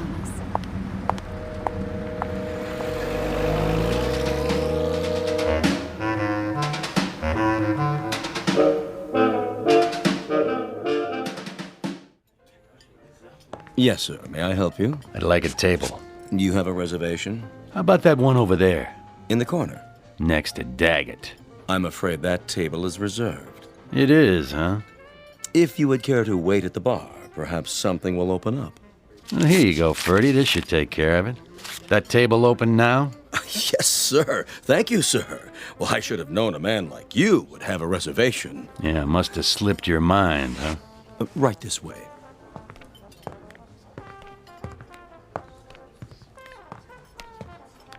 Let me pull the chair out for you. And what may I bring you, sir? The usual. The usual. Tequila. Really? Any particular brand? The good bottle, under the bar, with a slice of lime. Certainly, sir. Right away. Ferdy. Yes, Mr. Daggett. Bring us another bottle of champagne. Of course. Who's that, anyway? You mean the gentleman with the shoes? I'm afraid I don't know, Mr. Daggett. Never saw him in here before. Nor have I. I'll get you your champagne. Friend of yours? No friend of mine. Hey, Jimmy. Yeah, boss? That fella over there. You seen him? Negative. What about you, Benny boy? Never set eyes on him. Well, he seems to know us. What's he smiling for? He ain't looking at me, honest. Of all the nerve. Just some lush. Forget it. Yeah, but a familiar lush. Something about him. Maybe he's looking at me. Iris? It could be. Or ain't I worth staring at anymore? Oh, nobody said that. Said what? Oh, nothing. I just said I was leaving you. Yeah, sure. Jimmy, why don't you go over there and... See? You never listened to me. I'm all ears. I said I was leaving you, Bernie. Sure you are. I mean it. We're Splitsville. There's only one way people leave me, honey. Feet first. Drink up, everybody. Let's finish this bottle. Sorry to tell you, boss, but that guy's still looking at us. Like he's got a secret or something. Oh, he's driving me crazy. All right, that's it. Can't even have a drink in peace. Ben. Yeah? Invite him over. What if you don't want to come? Then get rid of him. No problem.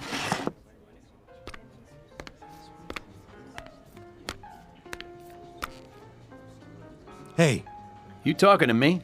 Mr. Daggett wants you. Oh, isn't that nice? Makes me feel all warm inside. He wants you should join him. Well, what do you know? An invitation from the great Bernie Daggett at his own personal table. Are you sure? He loves you should join him. Oh, I don't know what to say. Don't say nothing, just do it. Well, if you put it that way, I accept.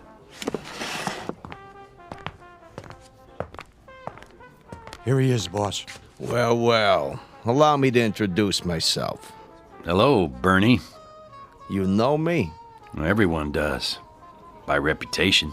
Oh, I get it. Sit down. Thanks. Get the man a chair. You, celebrating something? You might say so. Big business deal? Who told you that? Friend of mine. That right. What are you drinking? Tequila with lime. What did you say? Something wrong with that?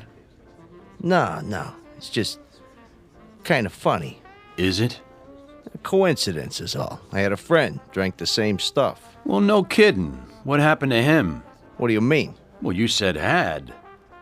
Say, what's your name? Kilroy? Look, buddy, when Mr. Daggett asks you a question... Easy, Jimmy. I'm sure he didn't mean no disrespect. What line are you in? Restaurants. Just like Dane. Isn't that something? But tonight, I'm a messenger boy. And I've got a message for you, Mr. Daggett. Well, go ahead. Let's have it. Oh, I'm sorry, no can do. What do you mean? I have instructions to deliver the message personally. In private. It's kind of a touchy matter. You understand? And who's this message from? Afraid I can't say. Here you are, sir. Another bottle of champagne on ice and one shot of tequila with a slice of lime.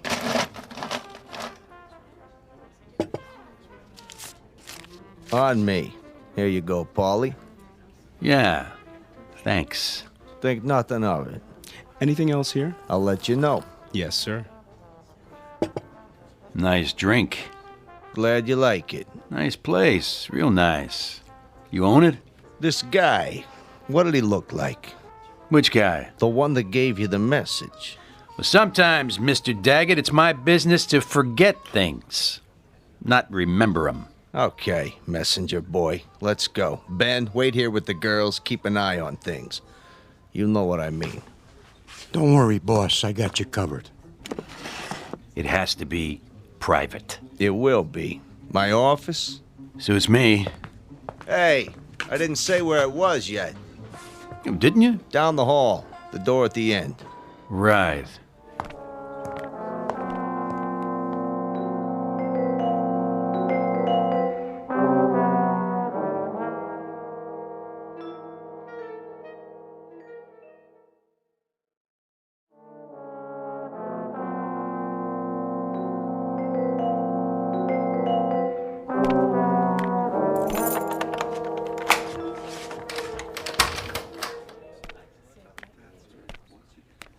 Nice place you got here.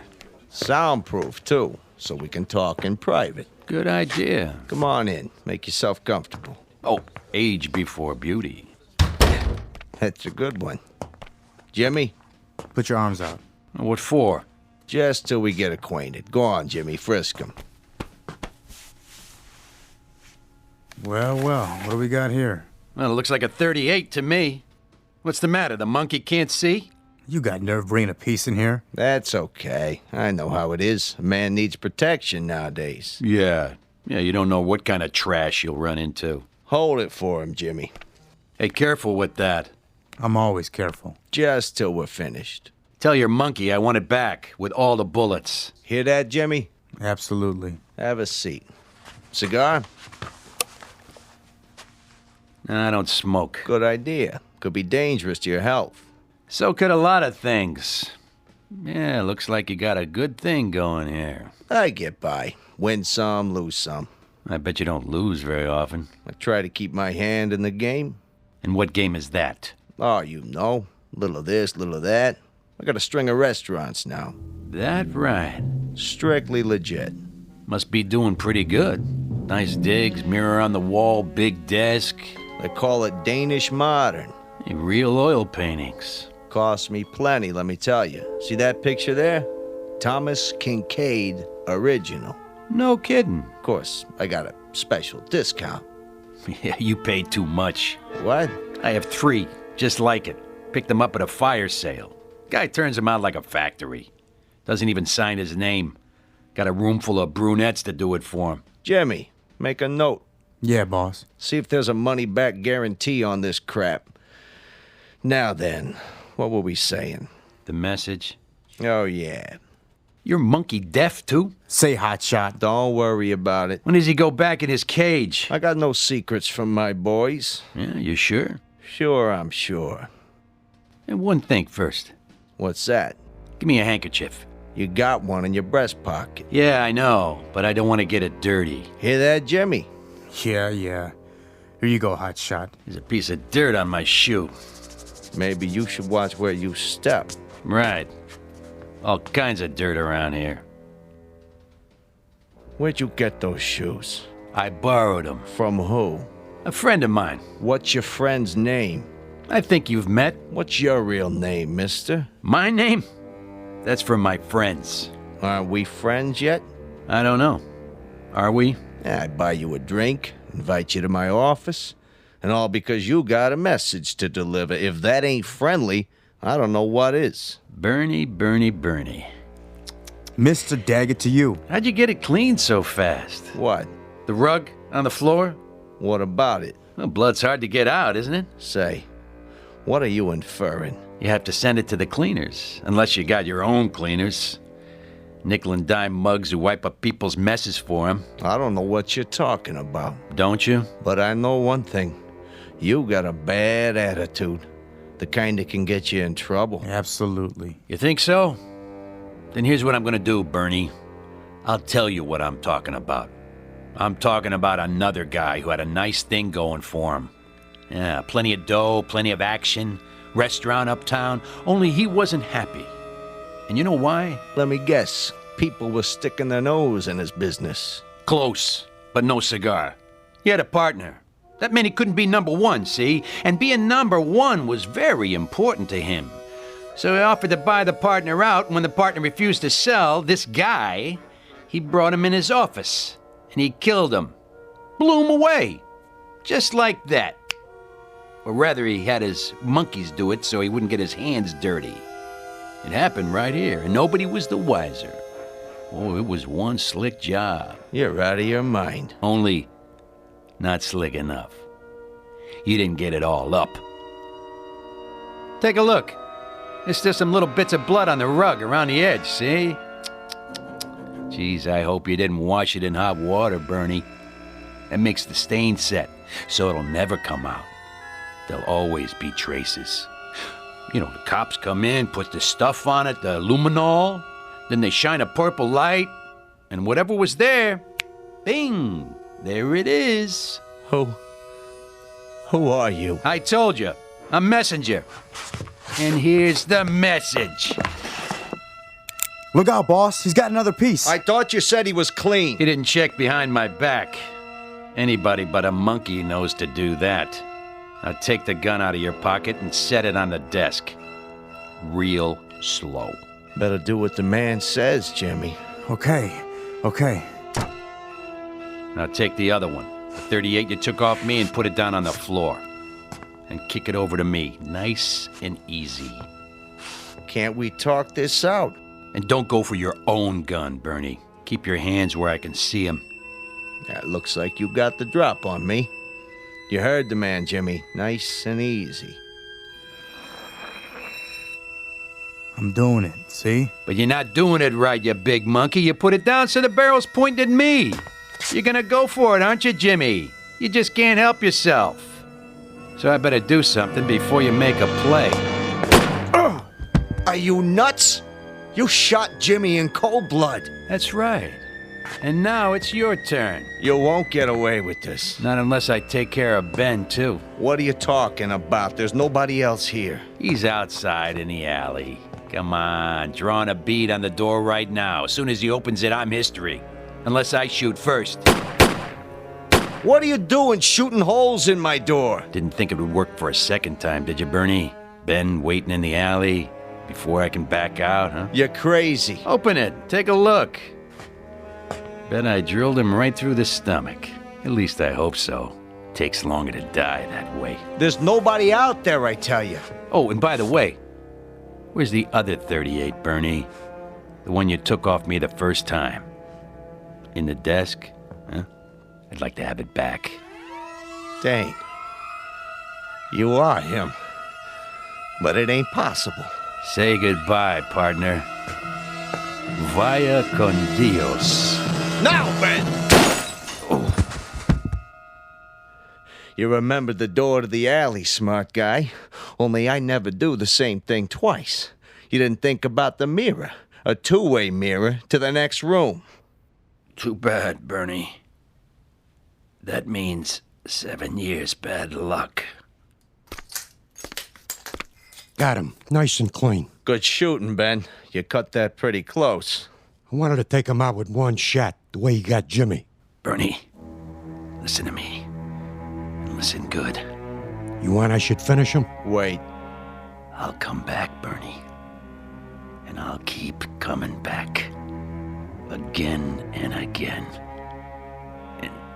And sooner or later, I'll kill you. So help me.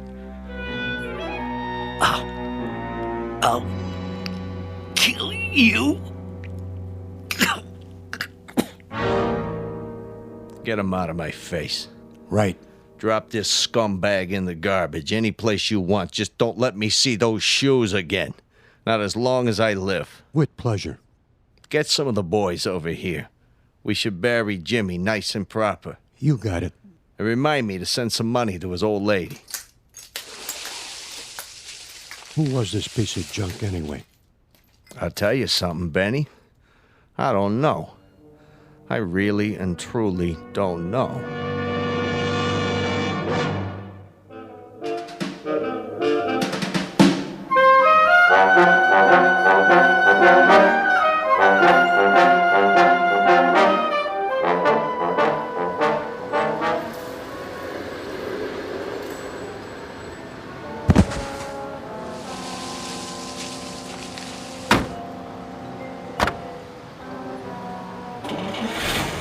Go, the boss is waiting.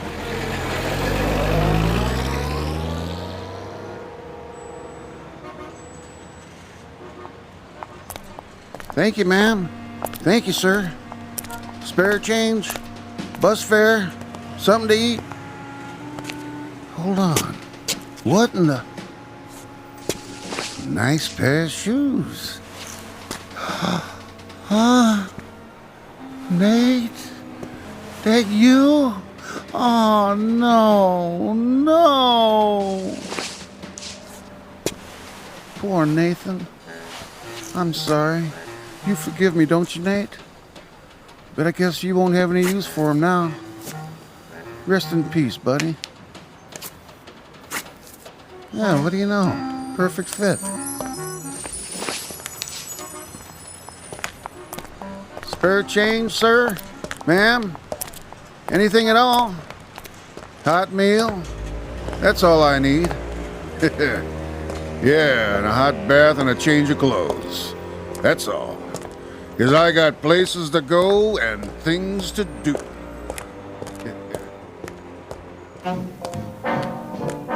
There's an old saying that goes, clothes make the man. And another one that says, if the shoe fits, wear it. Keep both phrases in mind should you ever find yourself on a lonely street at night. Because nothing comes without a price. And if you happen upon a pair of expensive black and gray loafers, size 9, be very careful. Because they just might have a mind of their own. Try them on, and chances are you'll find yourself on a long-distance trek into the Twilight Zone. More.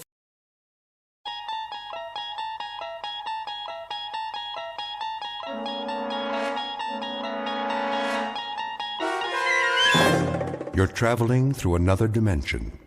A dimension not only of sight and sound, but of mind. A journey into a wondrous land whose boundaries are those of imagination. Your next stop, the Twilight Zone.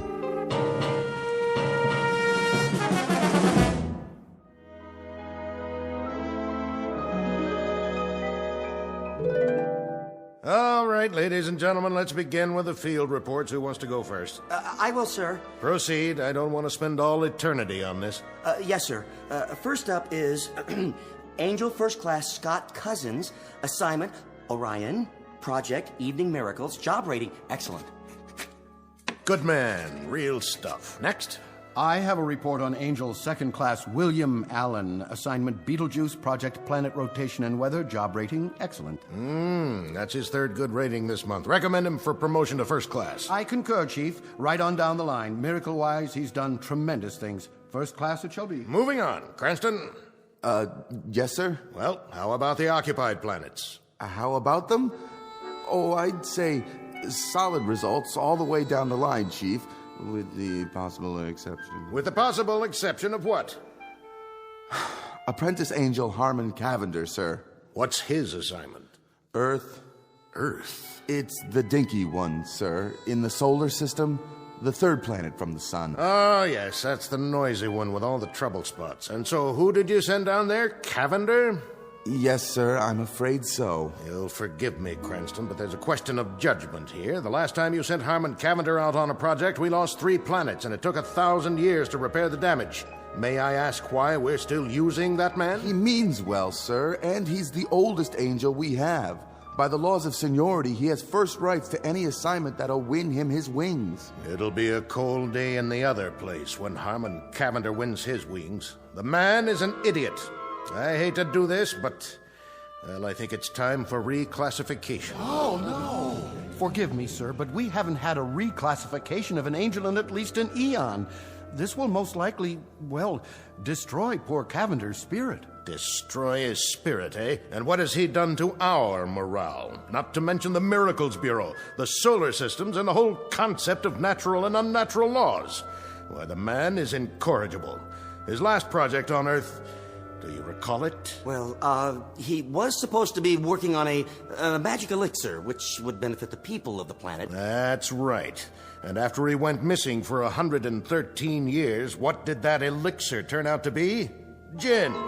113 years, and there he sat, an apprentice angel with the power of miracles, the prerogatives of a celestial entity, the acquired wisdom of 1 billion eons. And what is his accomplishment?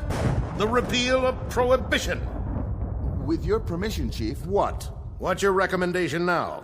That man won't win his wings no matter the time, the place, the circumstances. With the Chief's permission, I could assign him to a very minor project. I mean, put him on an individual case, a relatively unimportant one. Like what? One of the Class D problems.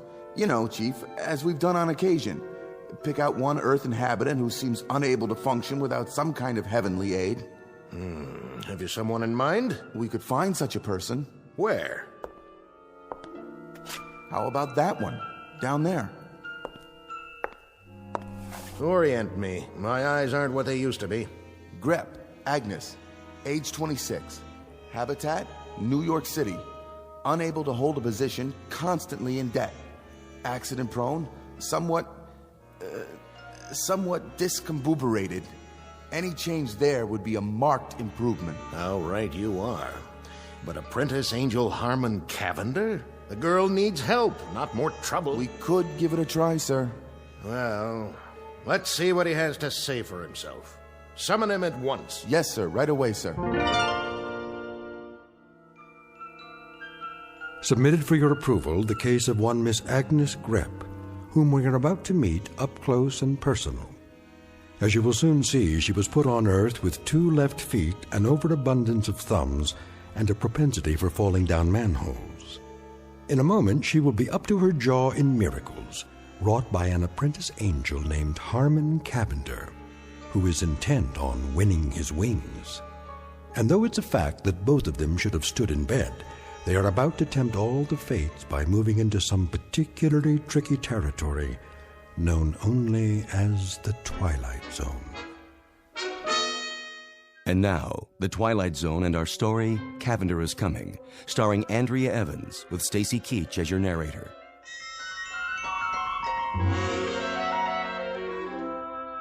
Excuse me. Yes? Is this the 3rd Celestial Division? Yes, sir. Angel Placement Bureau? That's correct. Do you have an appointment?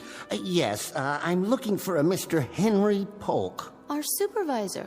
And you are? Cavender. Harmon Cavender. Ah, yes. We've been expecting you. Go right in. Thank you.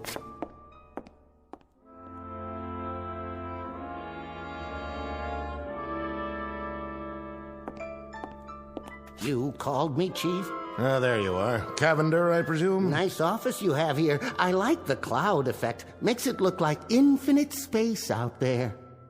It is infinite. Oh.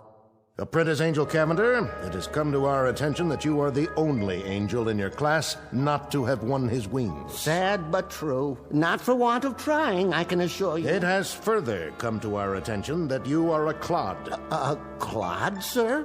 Never mind. Before reclassifying you... Reclassify? We're going to give you one more chance. Oh. Walk over to the edge with me and look down through the cloud cover. Cloud cover. What do you see?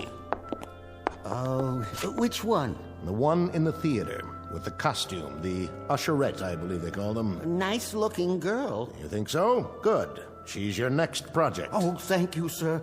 I especially like the uniform she's wearing. Very military, with epaulets. And what's that on her head? Is that a fez?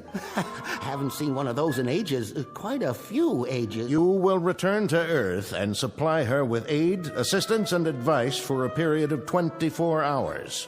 If you are able to improve her lot in any significant way, we will reopen your case. You mean there's a possibility of getting my wings? It would be taken under advisement. Oh. Actually, Cavender, there seems to be considerable question about the damage you can do with just arms and legs, not to mention wings or your mouth.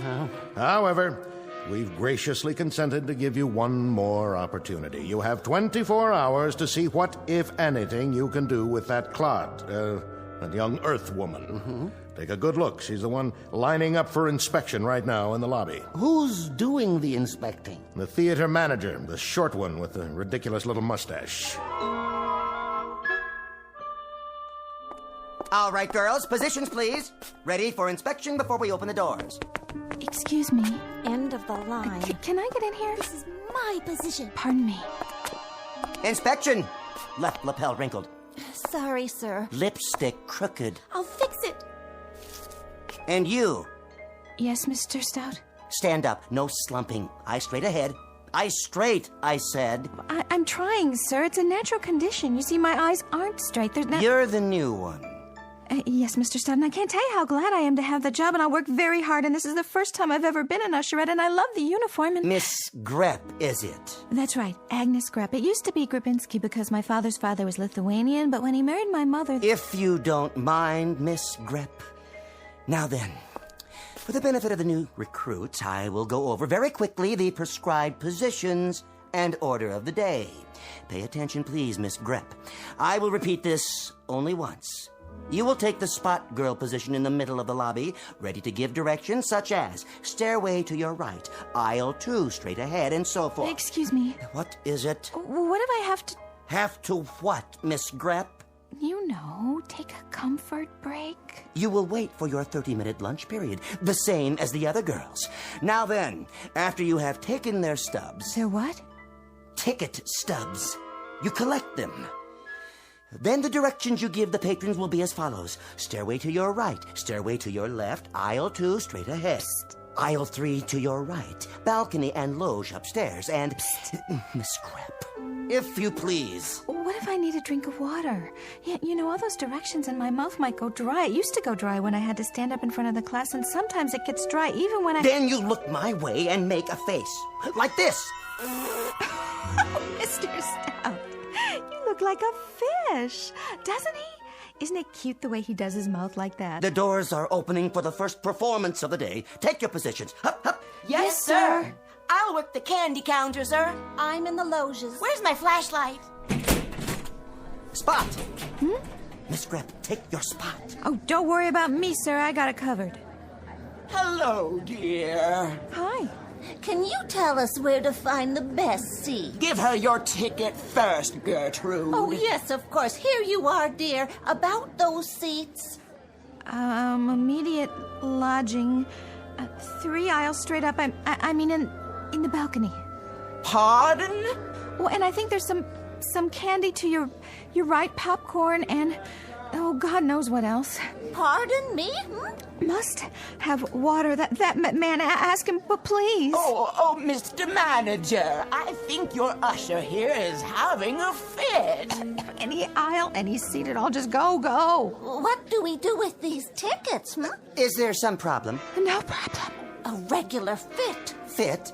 A conniption. Oh. Miss Grepp? Mr. Stout? Your epaulets. Oh, Mr. Stout, look at me, please. Close your mouth at once, Miss Grepp. Consider yourself cashiered out. You will never make usherette at Blonsky's Bijou of famous Hollywood hits. Now, turn in your uniform. Up. Dismissed.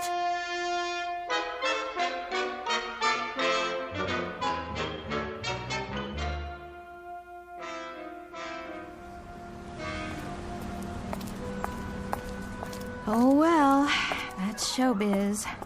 Just plain fickle, I guess. What's the difference between me and all those women in the movies? Classy, sophisticated. Hey, bus!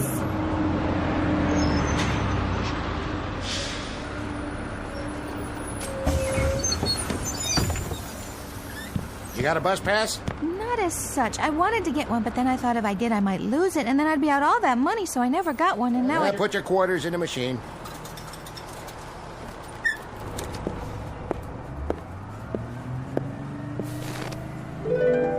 Where did you come from? Don't panic, Miss Grepp. Above all, don't panic. If you'll give me just a moment, I can explain. Who's panicked? I almost missed the bus, that's all. But you didn't. No thanks to you. On the contrary, I know this will come as rather a shock to you, but I happen to be a guardian angel. Say, when did you get on? I didn't see you. The whole bus was empty, and then... Indeed. I arranged it that way. As I was saying... Did you pay? I don't have to pay. I'm an angel. Oh, yeah? Where are your wings, then? That's a long story. In point of fact, I've been given 24 hours to help you out in every way possible. This does not preclude the use of miracles. As I say, I know this is going to shock you, but I happen to be your angel. Don't worry about it. I daydream a lot myself. Last week, I daydreamed I was an astronaut. I made 111 orbits before Mr. Goldfarb fired me. Mr. Goldfarb? He ran the delicatessen where I was working. I took care of the steam table all day long, and that's where I used to do most of my daydreaming. Wouldn't you at least like to see a little miracle? Okay, if it makes you feel better. Like what? Well, for example, instead of a run-of-the-mill bus that everybody uses, how about a nice, flashy, chauffeur-driven convertible? Wouldn't that be something? All right, then. Here goes. Is that it? Well, I have a way of fouling these things up, but if you'll give me just a second to concentrate... Wow, Central Park. Well, at least it's a carriage with a convertible top. Driver, once around the park, if you please.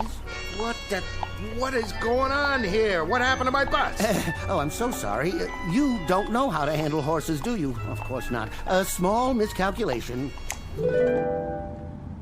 A Lincoln Continental, real snazzy. That's more like it. Driver, take us to, well, the lady's residence. What is the exact address?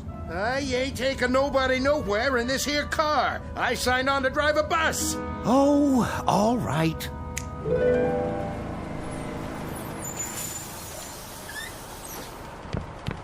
From here on out, folks, you're on your own. When the supervisor comes to claim the bus, tell him I resigned. Well, Miss Grep, what have you got to say now? Excuse me? Well, where are you going? Where do you think? I'm going home. This is my stop. No, wait! Miss Grep, please, wait!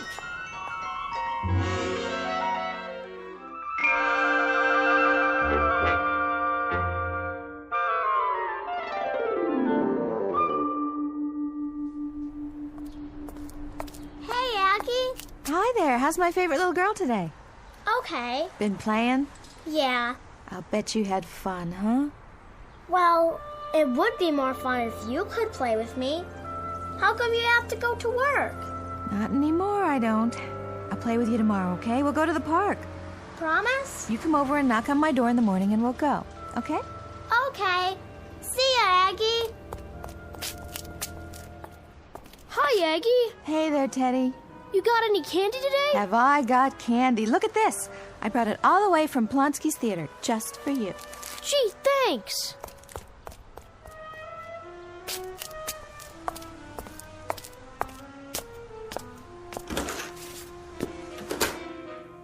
Aggie, can I ask you a question? Sure, Wanda, what is it? When you make potato pancakes, is it 3/4 of a cup of flour and a half an onion, or a half a cup of flour and 3/4 of an onion? I think it depends on how much you're making. I mean, if you make potato pancakes for 4, it's 1 cup of flour, or is it 1 onion? No, wait a minute. No, maybe it's 1 egg and half an onion. How's the job, Aggie? Hi, Joe. You mean, how was it? Oh, Aggie, you didn't go lose another one, did you? Yep, I went and lost another one, all on my own. Which one was this again? Plonsky's Bijou downtown. I flunked close order drill. Listen to me, don't you worry about it none. You'll get another job, but fast. Nice person like you. Aggie. Why, what's the matter, sweetie? I broke my cookie. Oh, sweet baby. Aunt Aggie has a cookie for you. Here. You like it, huh? Mm-hmm. Aunt Aggie's gotta go now, but I'll give you another cookie later. Would you like that? Be careful now. Don't drop it.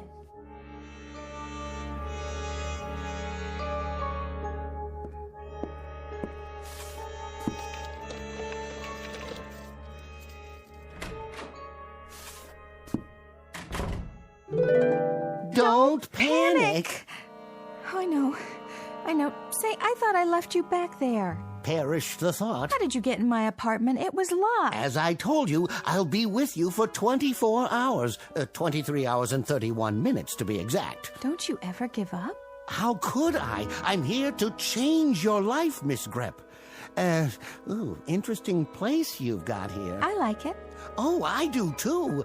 Particularly the stuffed animals and the Cupid dolls. Been collecting them for some time, haven't you? If you'll excuse me, I have got to take these shoes off. My feet are killing me.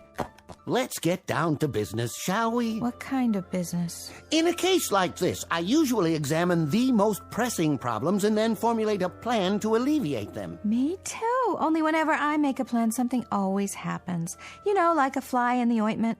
Is that an expression? Oh, my mother used to say that. Whenever my father made plans, like the time he went into business raising rock Cornish game hens, it was a great plan, let me tell you. I think the way to attack this employment problem of Would yours... you like something to drink? Oh, yes. That is, no, I really shouldn't. As I was saying... Tea or coffee? You look like a tea man to me. I think I've got some tea bags somewhere. Don't trouble yourself. How about a beer? Oh, no. No. Now, why don't we fix it so that you're independently wealthy and don't even need employment? Wine? What kind? I've got some sherry. I don't think so. Now, my dear young lady, we are discussing the alteration of your entire future. For the moment, we can dispense with the convivialities and proceed directly to... Yes? You wouldn't happen to have any gin, would you, by any chance? Just lying around, going to waste? Afraid not. Oh.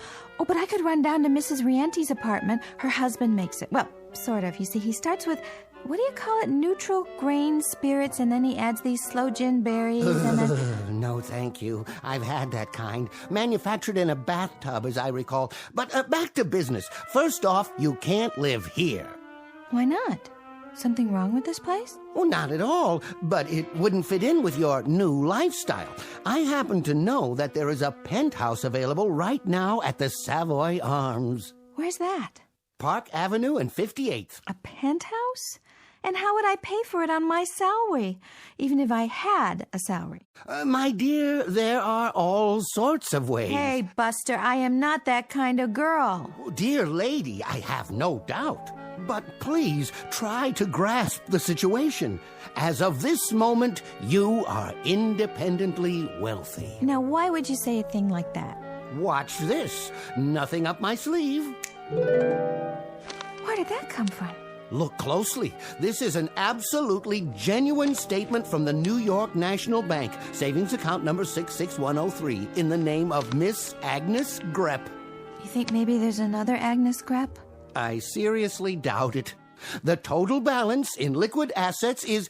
but perhaps you should read the figure for yourself. I like to use odd numbers, by the way. An aesthetic preference on my part, more pleasing to the eye, don't you agree? I think you like to use too many zeros, too, don't you? Perhaps you should sit down. Now, on to social activities. I go bowling on Thursdays. Bowling schmoling. That's okay for pin setters, not for a Park Avenue debutante. Who's a debutante? Look around. I think you'll get my drift.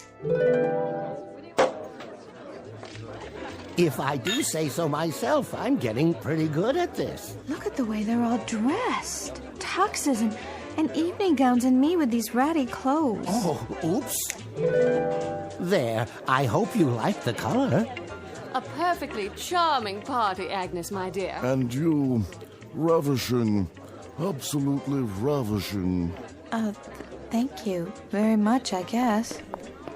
Anthony Chumley builds and operates ocean liners. The young lady is Miss Darlene Carruthers Morgan Jones. Her father is president of the bank where your money is.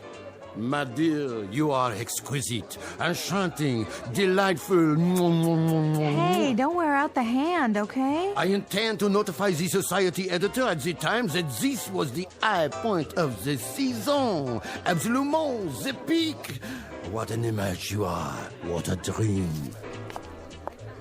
Jacques Lemond, very big in perfume. Champagne? Martinis? Over here. Very good, sir. Now this is what I call a miracle. Best martinis I ever conjured. The absolute peak. I better not drink. I get silly when I do say all kinds of crazy things. Come with me. If you think this is something, look in the other room. Where are we going? Your boudoir. All yours, my dear. Part of the miracle. You have got to be kidding me. I've never even seen a round bed before, well, except in the movies.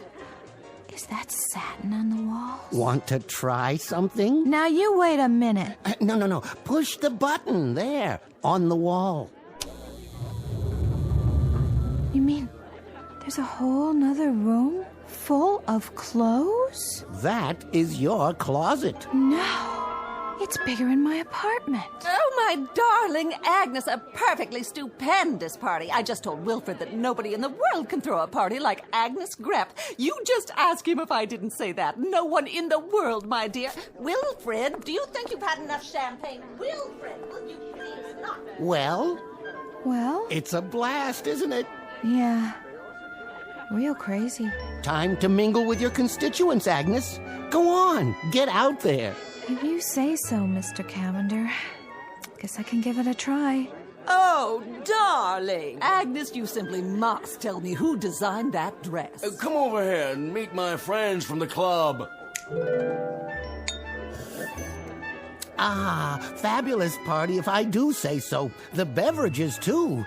Absolutely fabulous.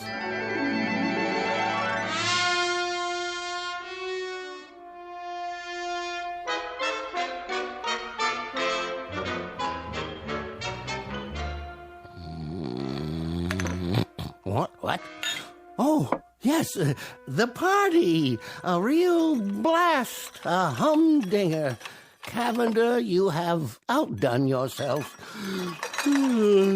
What time is it? Early, sir. Where is everybody? They've all gone home, sir. Oh, and Miss Grepp, is she... She's gone on an errand, sir. You're the last one in the penthouse. Oh, did she say where? Something very pressing, I should say. Would you care for a continental breakfast, sir? A Bloody Mary? Agnes! Agnes!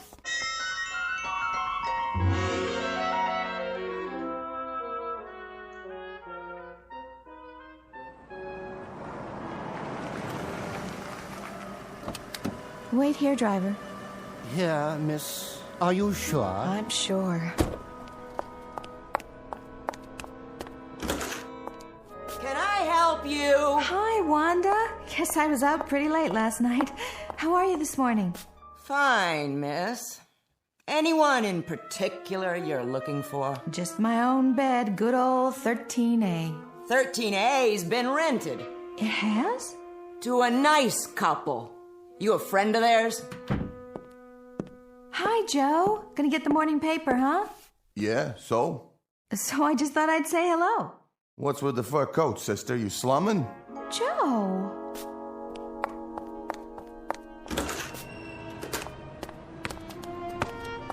Hi, sweetie. Were you waiting for me? Huh? Remember? We said we'd go to the park today, you and me. Just as soon as I change this dress and get out of these awful shoes. Who are you? It's Aunt Aggie, honey. Don't you... My mom said not to talk to strangers.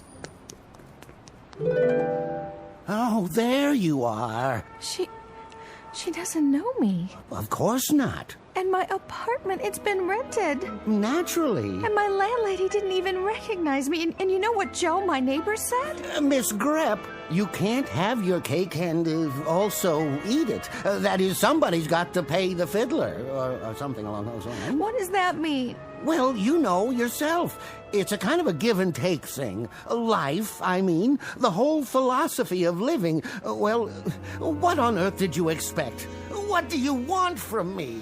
Not much of anything, really. I didn't expect anything except... What? Friends, maybe. Excuse me. Hey, what do you say, slugger? Aunt Aggie's back, and she got candy for you. She's got... What's that? That's not a candy bar. No, honey, it's not a candy bar. It's a bottle of perfume. Costs $100 an ounce. Big deal, huh? You know what? I wish it were a chocolate bar. Come on, Teddy. Leave the lady alone. Come back up here. Mrs. Rienti? That's okay. It's me, Aggie. Come on back for your breakfast. I told you don't bother the lady. Mrs. Rienti, it's Aggie. Don't let this sable coat throw you. Driver, take the lady back to the Savoy Arms. Yes, sir. No, not the Savoy Arms. How's that?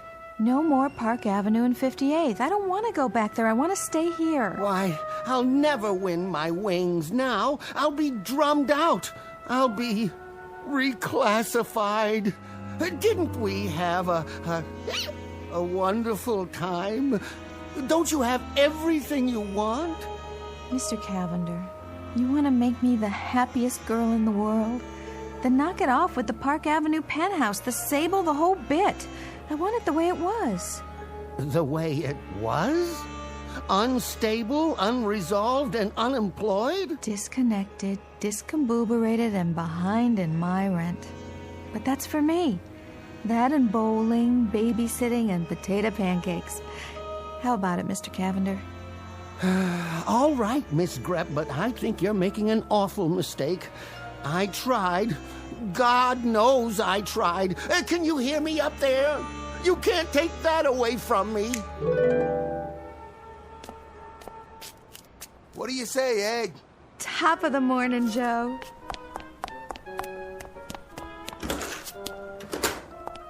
Aggie, on this potato pancake stuff, how many eggs? An even dozen, and I'll be down in a minute.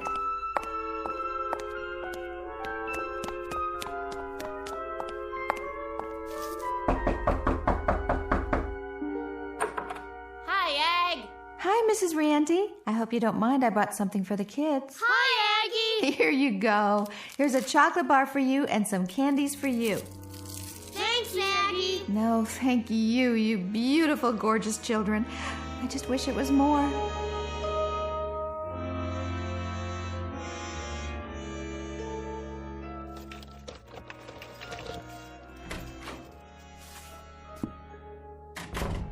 Mr. Cavender, can you hear me? Yes? Oh, I sure am glad you're here. Because I wanted to say thanks a whole bunch. It was wonderful knowing you. Wonderful knowing you, Miss Grep. Excuse me, what's that, Chief? Yes, sir. I'll be there right away.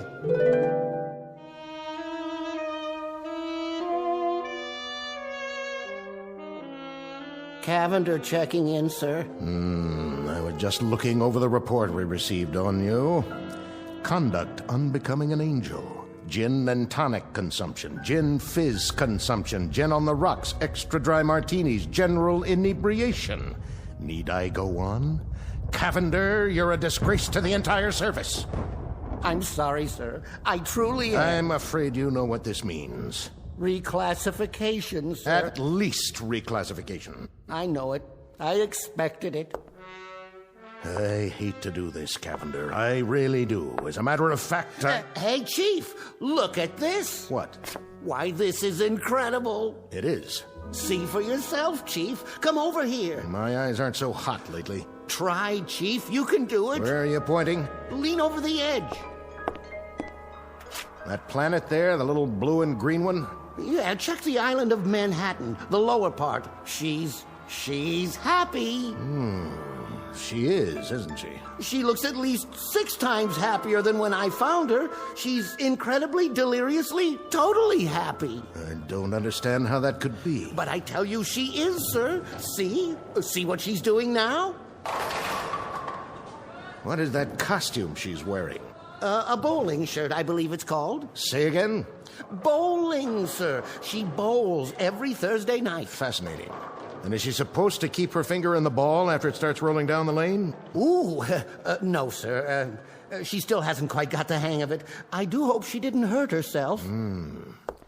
Well, Cavender, it seems I may have been premature in my judgment. Oh? After all, your assignment was to make her happy, and that's precisely the way she is now, so... Well, there seems to be very little left to do, except... Go on, sir. I'm all ears. I noticed. I think under the circumstances, Cavender, since you've done so very well with this subject... Yes? Well, it occurs to me that there are other deserving subjects down there who may require a little angelic assistance from time to time. Oh, definitely. No doubt. Each of them could be your personal project, so to speak. How would you like that? And... my wings, sir? We'll reopen that issue later on. But for the moment, we'll start a dossier on the people you'll be assigned to. In a strange way, I feel rather sorry for them. Cavender? Cavender, are you listening?